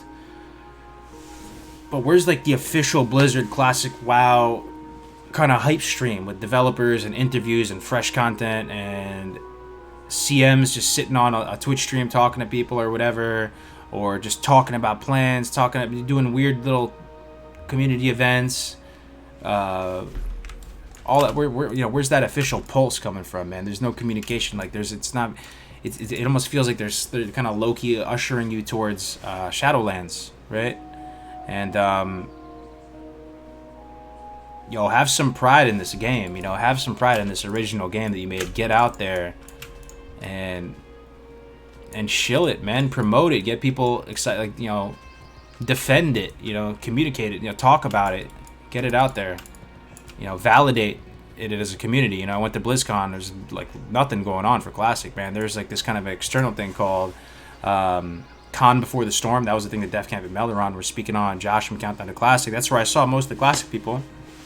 That had nothing to do with BlizzCon. I was just outside of BlizzCon. You know? No communication, man. It's, you know... But it's all good, though. I mean, what did we say in the past, right? As long as Blizzard keeps the lights on, the game is so good that, we can get it there ourselves, dude. We can get it there ourselves. I mean, it's just... Yeah. People that made this game are no longer at Blizz. The other aspect of it, too, though, man... Here's the other aspect of it. We really are truly impossible to please. Take it in, man. Myself included. We are impossible to please. 2020, it is so hard to please us. No matter what they do, we're going to yell at them. It's a thankless job to a certain extent, but at the same time, they're getting thanked with the subscription money. They're making millions of dollars and doing all that, right? So, I don't envy them at times. It seems like they have to take some fat L's. But one thing about Blizzard that I have noticed in recent years is they have a lot of pride, man. They gotta let that pride go, dude. It seems like they get butthurt about stuff. I am, by the way, in zero communication with anyone at Blizzard. I'm not in active conversations with anyone that works at Blizzard Entertainment. Really never have been. And in my mind, I kind of see like a necessary separation between church and state, between the publishers and the content creators. Because if you start merging the two, and you start getting too much in bed with Blizzard, and becoming too much of a Blizzard-sanctioned influencer or whatever, how is the community supposed to trust that person? I'll tell you guys as soon as I get approached by Blizzard if that ever happens. I talked with Omar, I talked to some good people on the Classic WoW project. I don't envy them, but That's one thing that I find refreshing, especially about Alex and stuff. People say he's very negative or whatever. It's rare to have an opinion in 2020, man. Like, and you know, when you're one Reddit post away from disaster, it's tough to have an opinion, stick your neck out there.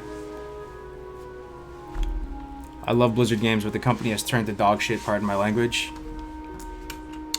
I mean, it's kind of what happens when you become a public company, though. Like, in Blizzard's defense, too, like, that's what happens with everything in life. Halo, any of the sacred IPs that you loved growing up, Star Wars to a certain extent. I know they're kind of bringing it back with the Mandalorian and stuff now, but by the way, look how nice this looks, man. Are you kidding me right now? I'm just gonna leave it like that. Look at that, bro. They hit a jackpot with this. Yeah, so it's a combination of a lot of factors. We're impossible to please. They have no communication. They probably have a small team over on it. Do you think they market? They did market. I saw some ads for WoW Classic. It's hard. Okay, what do you think? There's more people playing Classic WoW right now than in retail? Because for the longest time, people were saying, for months and months, yes, way more people are playing Classic than retail. We didn't hear any really official communication from Blizzard's end on that. They weren't saying, like, Classic was way bigger and taking pride in that statement or whatever. You know, there's a strong possibility that there's more people playing Classic right now, yet that shit is just swept under the rug or something. I don't know. Like, there's, you know, it's almost like a secret. You don't think so anymore? You think more people are going back to retail? I know a lot of people jumped. But at the same time, Def Camp and I were talking about this yesterday. The desire to play Classic WoW, it comes and goes. It's cyclical. It's not linear. You don't just continue to want to play Classic WoW more and more up and to the right forever. You play, you get burned out, you invest a lot in your character. That's the end of your story on that server. Then a new server comes out and you play again. It's cyclical. It's not that serious. You know, you're going to want to play again. Even if you feel like you hate this game right now, it's like when you go out and you have a night of drinking, right? You go out to the club, you're taking shots, having so much fun. Next day you wake up, you're like, bro, why did I ever drink? I'm never touching alcohol again. Hell no, dude, that was not worth it. Now I'm all ate up right now. You know, it's kind of a similar thing though. Like, you will feel that itch again. You'll want to scratch it. And we always had people over the years that say, oh, I'm quitting WoW. I'm done with WoW, man. I'm done. You know, that game sucks or whatever. I can confidently say, never in my life throughout the 15 years or whatever I played this game, never said that. Never said I'm quitting WoW. Never said QUIT. I always kind of knew. I had the foresight, maybe that I just knew about my addictive personality or whatever it is. I'm not substances or anything. I'm not addicted to anything. Maybe caffeine, but you know, no drugs or alcohol or whatever really addicted. But I knew I was gonna come back to the game, so I never said that. New patch today in retail, so there'll be a push towards the new content naturally. Yeah, but I mean, it felt like Classic WoW had all the hype. It was bringing Warcraft, making it great again, bringing it to the front page of Twitch, all this hype. And it almost was feeling like there was a lack of clarity from Blizzard, you know, explaining to where the Classic community stands in relation to retail. Someone clipped that. I'm confused myself half the time I'm talking, but that's pretty much where I'm going with this. Instead of Blizzard going like, look guys, Classic was very successful, we're proud to, you know, maybe not proud, maybe it's going to hurt their pride a little bit that it's more successful than retail, but they say, guys, you know, you guys did it, you know, you were fighting for Classic, we made it here, you guys, look how many subs we have for Classic, we're so happy that you guys want to play World of Warcraft again, come back to the game again, you know, we want to invest deeply into this community and build it out and, you know, talk to you guys and you know, there was none of that though. It almost felt like it was kind of just this. It came out, it was successful, and it was kind of secret or something. I don't know.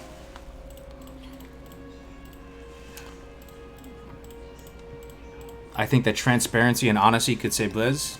100%. That could pretty much just save just about anyone. Imagine they just started talking to us again. Like, you know, for me, talking to Omar at BlizzCon. I think we talked to him. What is it? Friday and Saturday was BlizzCon. We talked to him both nights. That dude is like the king. He's like the king of the project, right? Is there anyone higher than him? Maybe, you know, Brack or J. Allen Brack or whatever, right? But that dude was actually really humble. I'm being 100% straight up. He like, you know, if you're making mad money, because you got to imagine he's probably making what, 500 grand a year, maybe more. Like, he's doing really well. Like, these people are killing it. You know, they're like in super senior positions at Blizzard. You know, they're making really good money. You know, he was not flexing on anybody. Very humble dude. Could ask him anything. He made it feel like you could ask him anything. Sometimes he would deflect, you know, the answer because, you know, I'm sure they drive home what you can and can't say. But that was mad cool. That was a really good look. Getting able to talk with him and stuff. And he spent like the whole time at BlizzCon just like chilling with us smaller content creators. Who are we? I'm like 80K Andy over here. Like, you know, if you have less than 100K followers, you ain't shit on the internet, man. You're nothing. You know, and he's talking to us and, you know, saying, oh, I'm a fan of GMA. We watch GMA. Like, just...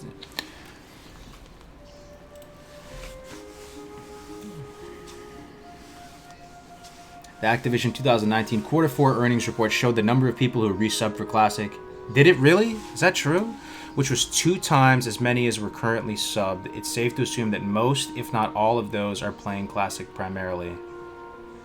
The Activision 2019 Quarter 4 earnings report showed the number of people who have resubbed for Classic. I say that again because I really want to know if that's true. Did they distinguish between Classic and Retail? Is that data that's common knowledge now? Does anybody know? Is that true? Is that that's somewhere on the earnings report? Like that, I would love to see that. Like we got a figure out of it. That's the thing we've been bitching about on GMA for like week after week after week after week, and I didn't think it was possible. There needs to be some humility and an acceptance that the original game is beloved, and the community needs to stop hating so hard on Retail and just let that be what it is. So Josh from Countdown to Classic, shout out to him. Where's the Josh fans out there? So sad that the show's over. Actually, really sad that there's no more episodes. He said something really good about that. So he was saying that, you know, put yourself in Blizzard's shoes, right? You have this game, like Classic WoW, you know, BFA was hemorrhaging subs for a little bit. People weren't enjoying it, whatever. And I've seen that trend with other expansions too in the past. It's almost like this normal course of events. People come back, they play it, they find stuff to complain about, they get outraged, they leave, they come back. It's this cycle, right? But the game is working for some sort of community. There is a portion of people who like the microtransactions, they like the MTX, they're spending mad hard-earned money on it, they're buying all of it, it's working for them. So it would be more of a risk and a bad move for Blizzard to try and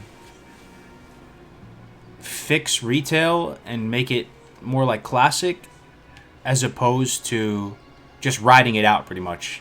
So they're probably just riding it out. Now that I'm saying it though, wouldn't that be like the dope move though if they didn't do that?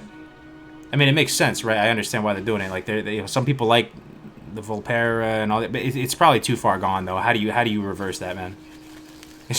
I don't think there's a way, man. I think after all the mounts and all, it's a sci-fi game now. Like there's just, I'm thinking about logistically how that they would salvage that. I'm kind of with Alex on this, bro. They just gotta put it down, man. That was like a sick dog, man. Or just ride it out or whatever. Like either way, we got Classic, man. We're gonna have Classic. We're gonna have TBC. We're gonna have Wrath. It's really highly likely they're gonna do it. It's highly likely they're gonna do it, man.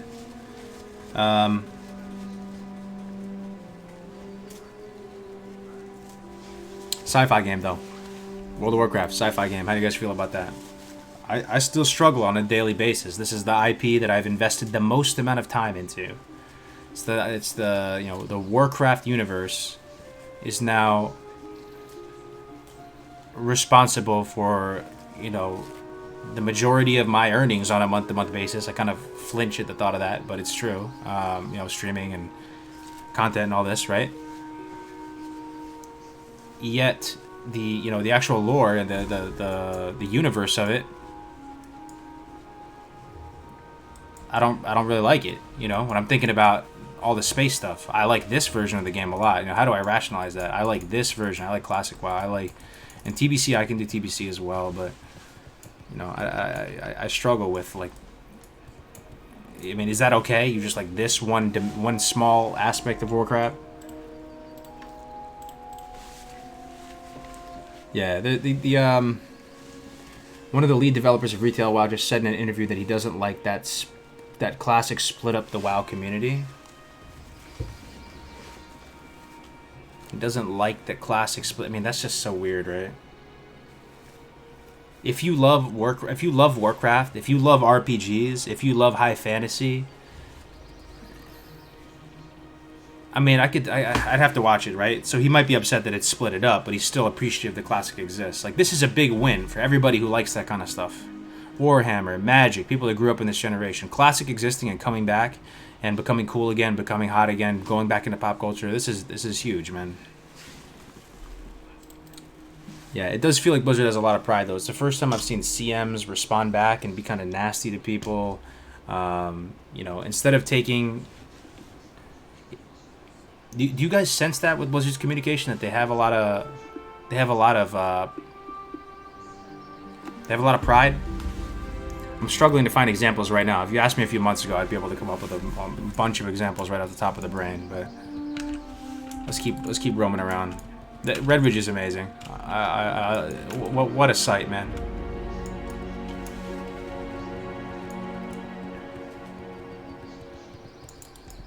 Of course they do. They made their money. They sold out. I mean, at the same time, though, French, people come and go. That's just business. That's just jobs. Like, the people who were inspired and made Classic WoW, they probably did come and go. And now you have these new people, and they're working at Blizzard. You know, it's a paycheck, and they don't really like Warcraft that much or see it in a different light or whatever. You have these, like, the game's been out long enough that, you know, the OGs have kind of left, and there's new people on the place, and there's probably a certain amount of people assigned to the Warcraft project that aren't really into it. They probably don't even play it. And they're just trying to, you know, make some bread, man. They're trying to go to work and get their paycheck and make smart data-driven decisions, but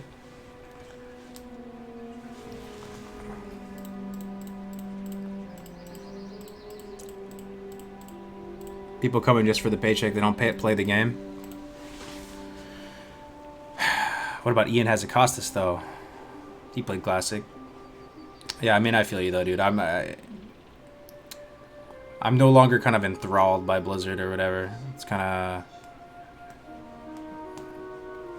of crazy. Just keep preaching community, passing the torch on to newbies, and keeping the toxicity down. Keep Classic live, right? I mean, at the end of the day, we have Classic. We have this game. This game is amazing. This music, Red Ridge, is not going anywhere. We get to log in, make new characters, and now I feel like I'm hitting my stride on a more positive note. I feel like I'm hitting my stride, and my stride is leveling characters, tinkering with stuff, doing like kind of just weird little projects, making the Boomkin, riding through Red Ridge, PvE server. Dude, I sound like such a little... Oh, man. The PvE server is dope, though, man. I'm telling you, like, it's revolutionary for me. It's game-changing. I didn't think it was going to be this high impact, but the PvE server is just huge. Being able to roll around like this and just chill, talk with you guys, all this stuff, you know, I'm having fun with the game again, and I could see myself like just leveling guys to 20, doing a speed run to 20 with Navik or Def Camp or something. Like, do a duo leveling stream with Def Camp. We try out new class combinations, we try out new talents, and we just try and do it a little bit better than last time. This is the stuff I like to stream, just talking with you guys. Did you imagine the player base count on WoW Classic lately? Is it more than 100k players on Classic WoW? Yeah, it's gotta be. What would your guys' guesses be on active players? I mean, there's no way to tell, right? There's no way to tell. There's literally no way to tell. Check this out, though. Coming up on this castle, what appears to be a human castle. We all know this quest, right? Theral Zune. Shadow Orbs or whatever, all these quests get done up here. I really like riding around with the UI toggle off. It looks so pretty. We're walking up this hill. You see this big Stormwind looking keep on the mountain. And you see these orcs peeking up over the rocks looking at you. That's badass. And you're like, what is going on here? Did these orcs take over the castle? You have orcs patrolling around. That's a cool sight. And the high ground gives it more of an effect because you're coming up from the low ground onto the high ground. So the first thing you see off in the distance as you're coming up this trail is you see this one kind of like orc scout. Like, this is cinematic as fuck, man. You walk up here, you see all this. It looks very ominous. Make our way up here. So is this a dwarven banner? Maybe this was a dwarf castle or something? I don't know. Oh, no, this is an orc banner. Oh, it's an orc banner. So they're hanging up their own banners here. Looks a little bit fucked up, like they broke some of it. The door's all smashed in. Looks like they sieged this castle.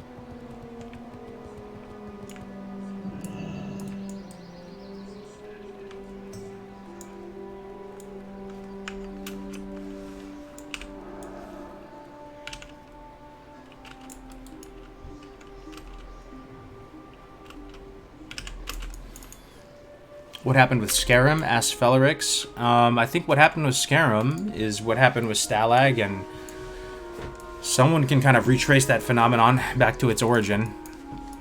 What servers do you guys play on? Let's talk about this for a minute too. At this exact amount of zoom on the character, riding around with the UI toggled off, the game looks super hot fire right now. It looks amazing. So pretty right now, as it currently stands. Yeah, the Scarum Ally, Bloodsail, Sulphurous, Fairbanks, Dreadmist. Let's see. So the two main servers that come to mind that this happened to is Stalag and Scarum. Let me know if this has happened on other servers as well. But those are some of the most savage PvP realms. They're both also very horde dominated. And let me try and retrace it to the origin story. Okay, launch day happened. We're back at launch. Everybody on these servers going super hard, full poop sock. Way more hardcore than a lot of other servers. We would go have our weekly content meetings for Classic WoW Live. We'd be talking about things, about how servers are playing out. People were shocked at like how fast people hit 60 and cleared everything out. They're like, how are you guys already like doing that right now? You already have your second 60. It's only week 3. You know, most people haven't even hit 60 in my guild yet. It was playing out.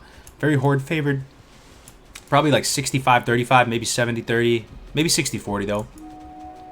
Then randomly, or what appeared like it, what appeared to be random, they opened up server transfers. And that's a very key moment in time right there. I don't know why they did that, if anybody remembers exactly what was going on at the time. But they opened up server transfers. And the first wave of frustrated alliance on the minority faction transferred off. And it was before that initial wave of server transfers, it was pretty serviceable. It felt like it definitely felt horde favored, but not in any sort of game breaking way. And instead of fixing the problem, those server transfers exacerbated it, what seemed like to be like way more, and the server became 75-25 or something like that. I feel like the same thing happened on Stalag. Now those people transferred off Scarum and they went to Heartseeker as one of the main options, and that server had the opposite problem. That server, Heartseeker, had like 90-10 or 80-20 alliance to Horde. So now these servers have opposite problems. The faction balance is bad all over the place. And it's only been getting kind of worse. So now that they've opened up server transfers again, consistent with the last wave of server transfers, it's not helping. It's exacerbating the faction balance even more. But, so now it's like 90-10, Horde to Alliance, and a lot of the top guilds have on the Alliance, like some of the remaining guilds, like Rise and Reign on Scarum, are transferring off, or have transferred off. So I don't know what the final form is of these servers, but it's looking like those servers are going to be kind of PvE realms for the Horde. Like, you're never going to see Alliance anymore. Maybe this is all part of Blizzard's plan or something, because they don't want to force server transfers, so maybe they're going to create the conditions so that people transfer off willingly, so it doesn't look like they're forcing a server merge, because we know Blizzard feels that server merges are a fate worse than death, and people hate them so much. So, what happened to the Druid tank? We're still leveling him. He's 32 at the moment, man, so we're trying to wait till he gets up to level 40, and then we'll tank with him. So he's getting up there. We only made him a few days ago, so you know he's already 32. He's making good progress. 7-hour queues probably prompted transfers. That's potentially where it got really bad, though. If anyone remembers back to why they did that initial server transfer, I'm not speaking super decisively here. I don't feel supremely confident that that's what did it, but I distinctly remember when we lost that first wave of Alliance, and it made things a lot worse. Because the world PvP meta. So here's the sequence of events too. A lot of people, myself included, were super excited for that era of world PvP where there wasn't PGs, and the meta of ranking was going to be out in the open world. There was some downsides to that too, in the sense that it would be a slash blade check, but right now it's a slash blade check in AV, so it's still a slash blade check, as opposed to the higher skill group winning war songs more efficiently and getting them the max honor per hour that way. So a lot of people were looking forward to that era of world PvP, but the servers were so scuffed in their balance that the meta that created wasn't that fun. And at least that's how it affected me personally. The meta was tiresome. So it made people want to go, oh man, I can't stand this meta. Let's get the BGs out already. Please, like, I can't take this anymore. It made the Alliance really frustrated because they're dying everywhere they go. It made the Horde really frustrated because it's boring looking for Alliance nonstop, and the Alliance are just constantly playing keep away, portaling around. And then BGs came out, which was supposed to be the saving grace, and hopefully make things a lot better, and you can BG around. And what that resulted in is less people out in the open world.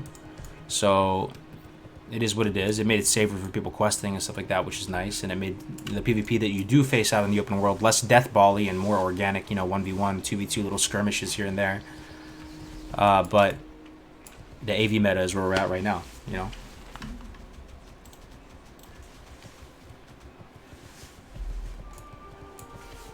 Everybody piled into White Man.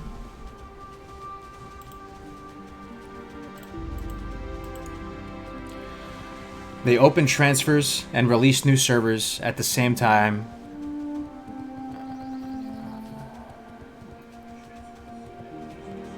What's that? They opened transfers and released new servers at the same time that curbed people's really long queue times. They should have had vanilla-sized servers or just have made less on release, forcing people to pack into servers to balance ratios better than release more later. Yeah, all of us have an opinion, but either way, it didn't play out that great. I also do think, I keep beating a dead horse here. I really do. I'm a broken record.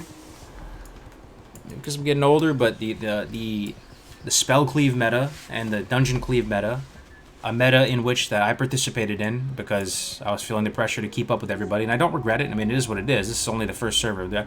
I hope that the way I'm looking at it is there's going to be new servers down the line, fresh servers I'm going to roll on as well. Like, this is the first of many for me. This is not like the end all be all server for me. I like playing the game. I like doing freshes. But the dungeon meta being what it was really accelerated the rate at which content was released, I feel, you know, because people got to 60 way before Blizzard was intending. I'm imagining people got to 60 in a couple weeks. They dungeon cleave. They were less attached to their character, and it kind of set the pace for it set Classic up to have an accelerated rate of the content releasing. Right? Imagine it took a couple more months for people to get 60. Right? That might have slowed things down a little bit, made the pacing a lot better. So I do attribute some of the issues to that as well. But I mean, what are they going to do? Change the dungeon values? They probably knew this. They just couldn't touch it. I mean, the raid thing was a bug though. That was a bug for the first week. Remember, people were piling in 10-mans into the dungeons. I don't know how some of these private server guilds knew about that ahead of time. I remember Grizzly talking to North about it, saying that they were already practicing on the PTR for it. You know, before the game came out. Some big brains. But for all the issues that you're having in your games, oh, look at this, man. Nice sight here. Very cool looking. The two little torches here lighting this up. I like the way that looks, man. It looks cool. Oh, man, this is a great town. I love playing with the UI toggled off. This looks so nice. I don't know if it looks as nice for you as it does for me. Try to switch it to 1080p, maybe. I mean, I'm on the ghetto mount, but... super nice. What was I saying? Fuck, forgot. There was a beta? True. I mean, I was in the beta too, but how did they even know to try that?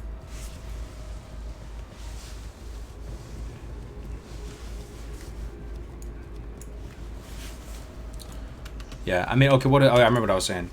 So, people are bitching and moaning, complaining about the AV meta. I get it. But at the same time, I don't get it. And what I mean by that is, I mean, you don't have to farm honor that efficiently. You can just go do War Song. Like, I've heard people saying, oh, I feel demotivated. I don't want to play because I don't want to I don't want to PvP. I don't want to rank. I mean, you see what I mean? Just play Warsong, man. If Warsong is fun for you, you're still gonna get honored. You're still gonna rank. You're just not gonna rank in the most hyper efficient way.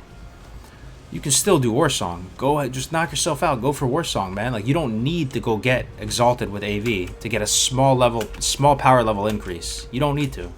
There's no gun to your head forcing you to do that. Blizzard's not forcing you to do that.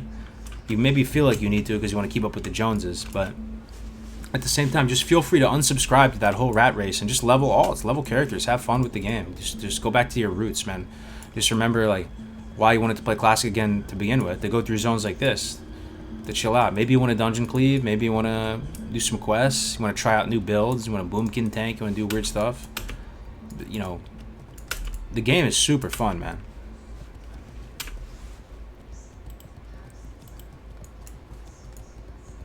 You want AB? I don't know. People keep saying, I want this, I want that, I want this, I want that. I mean, I know you feel like you do, but I almost, at the same time, do think it's kind of an illusion, too, at the same time. Like, we have a lot already. Like, we have a lot we can do and have fun with. Look, we're in Stranglethorn Vale. You can go here right now, guys. You can go to Stranglethorn Vale, and it's raining here. Look how nice this looks. You can be this guy right now. You can play this Warlock.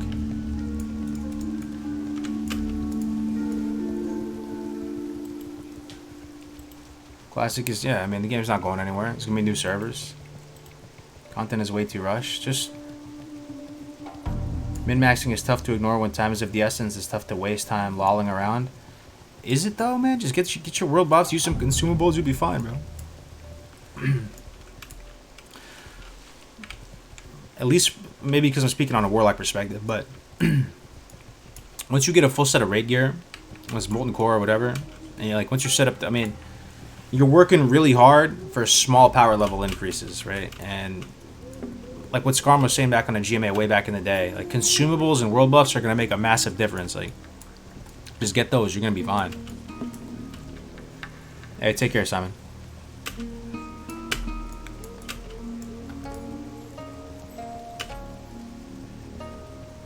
Why is this so fun? I'm just riding around, straight ASMR mode right now on the Ghetto Mount. Riding through some of the best zones.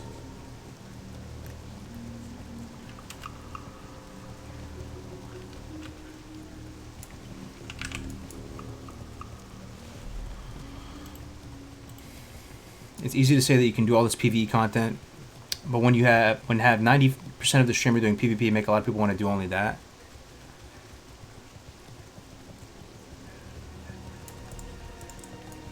I don't know. I hear a lot of good feedback. I hear a lot of people who care about the game. I'm just going to give you the goldfish answer.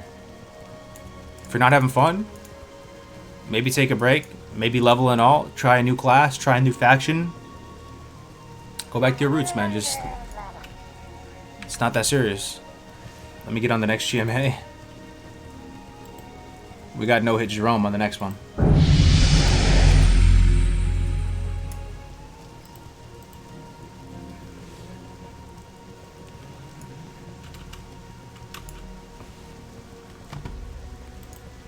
One thing that's really fun, guys, is duo leveling, though. Uh-oh, Cargo's opening the duo leveling box, talking about it. 90% of you have probably never tried duo leveling. You think it's a meme? You think I'm trolling? Like, how is it that fun? Try it, man. Try it for like 2 hours. Like, especially for some of those people that feel like leveling is already boring and painful. Try duo leveling. It's actually really fun, man. You can, like, have weird talent specs, professions to complement each other. You have someone to keep you company. You're going through all the quests. You can follow the Class Squad Live leveling guide. You go, weird complementary talent builds. You can really kind of like push the limits of, your combat efficiency. When you have two people working together, going for bigger pulls. It ends up being a really, really fun slept-on experience.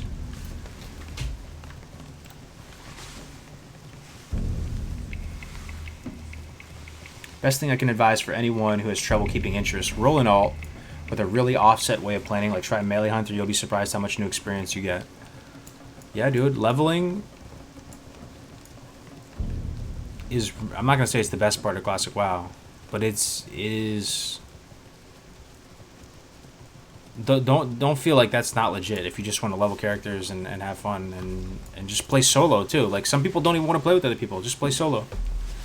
Go out there, roll a class. Just this is straight like therapy right now.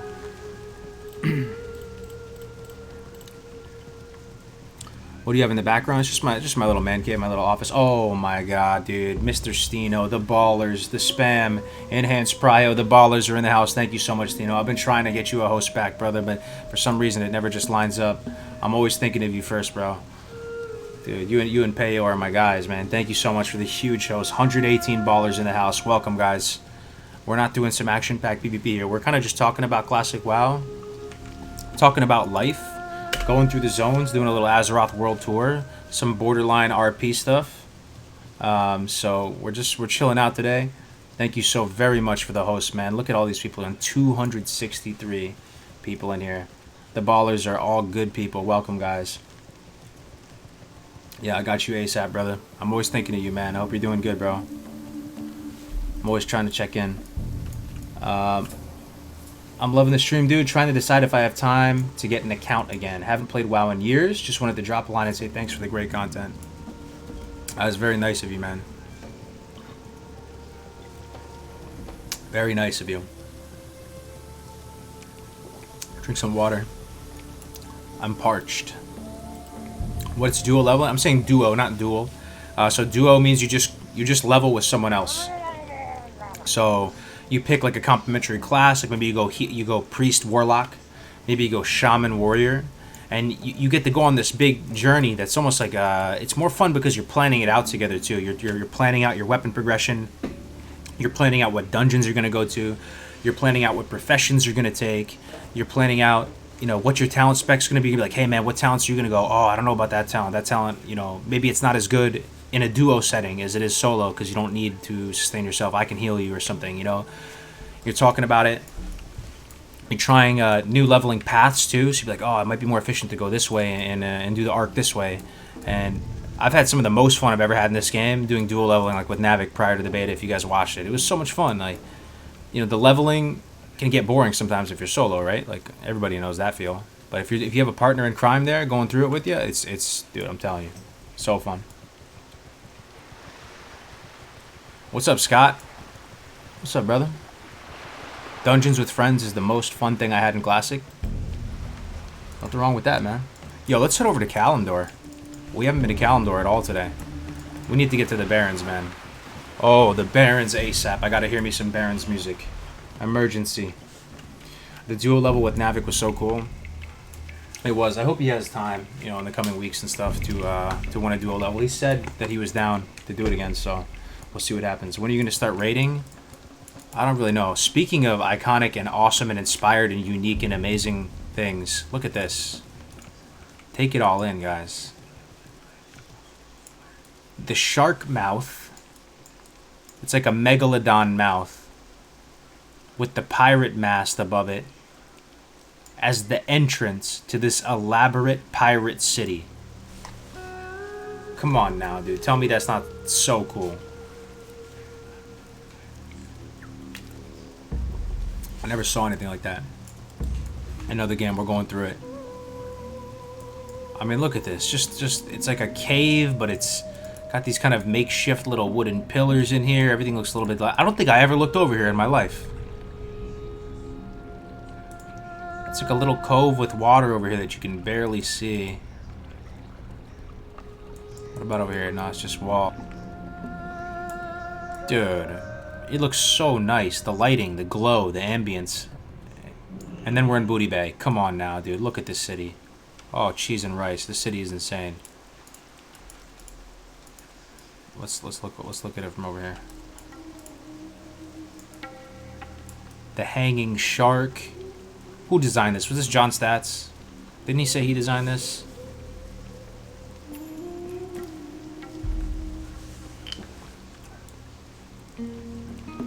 So sick. What about out of all the neutral cities, guys? Do you have a favorite? We got like Gadgetzan. We got Steamweedle. We got Ratchet, Booty Bay.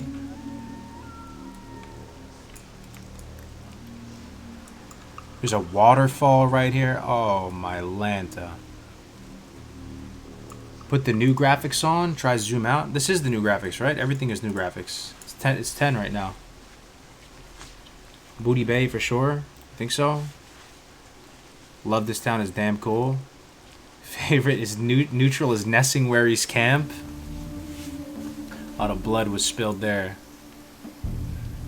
Dude, what a place though, man. What an epic place. Multi-leveled. Kind of gives you that almost like water world. Not like dystopic, but this kind of like scattered, rambling kind of shanty of a town. Shark hanging here. Oh man, what a cool place. There's a bank here. There's trolls. There's all these different races. It has a very cinematic quality to it, this town. In Star Wars, what would be the equivalent of these types of towns? You know, where you have these kind of like mercenaries and neutral people and neutral factions, and you have this kind of goblins are that mercenary race, you know, do anything for gold.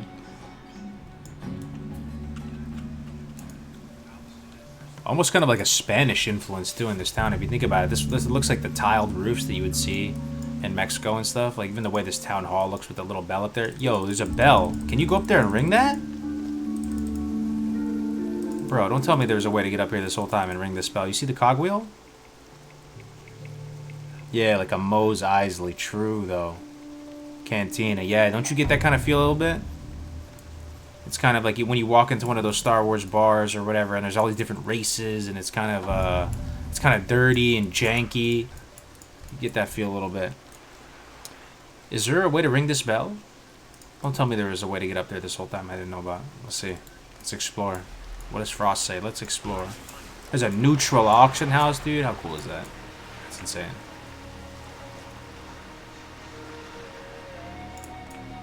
Nah, I don't think there's a way to get up there, man. Pirate supplies. Black swashbuckler shirt. The RP items.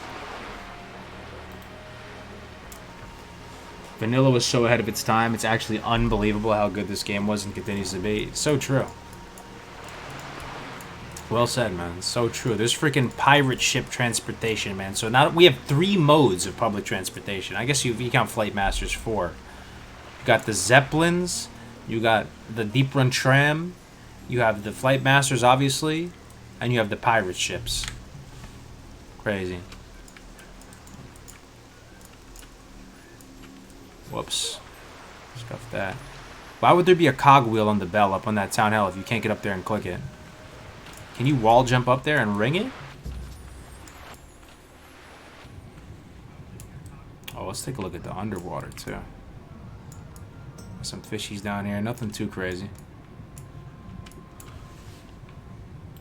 Vanilla is quite good, but TBC is better. The zones in TBC are really, really good and inspired as well, right? For sure, 100%. My favorite one is actually Blade's Edge Mountains. I know nobody else probably thinks that, but I really like Blade's Edge. It was cool. But again, more of that space theme, not the classic kind of high fantasy.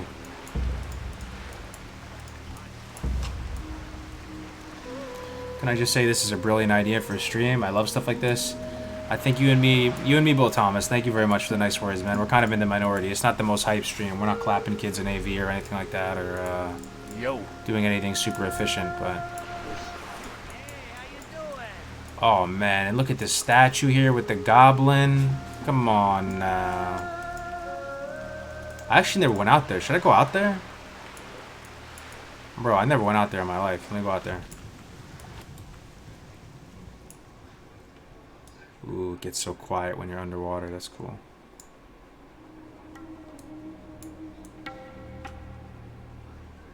I love my dwarven breaststroke. With plate armor on. It's a little Michael Phelps.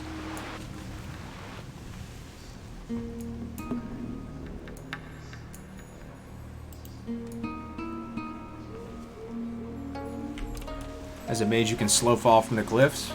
You're saying I'm gonna get killed out here? Nothing's killing me, dude. I'm a protection paladin.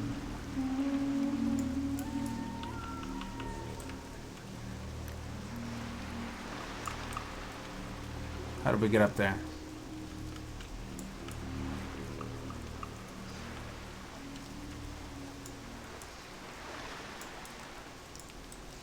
We're almost made it.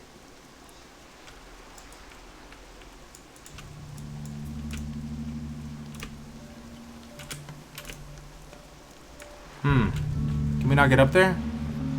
Try from this side.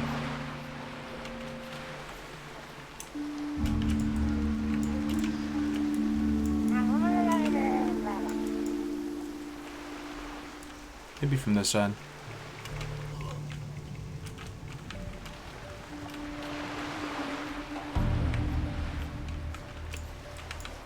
Damn it. Oh, we did it. Oh yeah. With Booty Bay in the background? Oh, we can't see it. It's too murky. You love the ambient weather effects though, right? You absolutely love the rain, the snow, the dust clouds, all that stuff. The goblin statue is supposed to be like Rio de Janeiro. I can totally see that, man. Yeah, absolutely. No, that's kind of an obvious one, huh? True. Looking over the favelas and everything. Have you thought about doing a lore series about classic Knighticus? I actually have a couple of videos. Not many people watch them though. I don't think. Yeah, I don't think they're that popular or anything. But I have a series of them called Classic WoW Safaris up on my channel. I think there's about 10 of them. I go through a lot of my favorite zones and we learn about the lore and stuff. So that was kind of my intention with this. It's not really playing out how I thought it was gonna play out. But well, look, man, I'm still having fun. I was hoping to go through the zones and kind of evaluate them a little bit more, you know, a little bit more carefully, you know, read about the lore with them and rate them together and stuff, but it's turning out to just be kind of a chill stream where we're talking about classic. Wrath and Vanilla are my favorite. I know I'm in the minority, but TBC is my least favorite next to BFA. Oh wow, why is that, man? TBC is your least favorite? Off topic, just chatting. Wouldn't it have been cool for a hunter when you do Eye of the Beast? You would control the beast, the hunter would follow you, just like your pet would follow you normally? Well, you can control the beast. The only thing that's different is that the hunter doesn't follow you. It'd just be kind of weird that your player is controlled by AI and stuff. It would feel kind of strange. And give those vids a look. Hell yeah, man. All right. Well, I think I'm gonna end it here, guys. Again, I'm gonna do some gameplay. I'm probably gonna take a little break and then come back for some gameplay. I do want to stream some gameplay and get some levels on the Druid. So this was just kind of a test. It's kind of, it's kind of a weird stream. So if it was weird, sorry about that. But we might have to refine the format a little bit more. Find maybe just a better way of doing it. Any feedback, anything like that would be appreciated. I'm not giving up on it though. I want to do. Oh shit, I'm about to drown.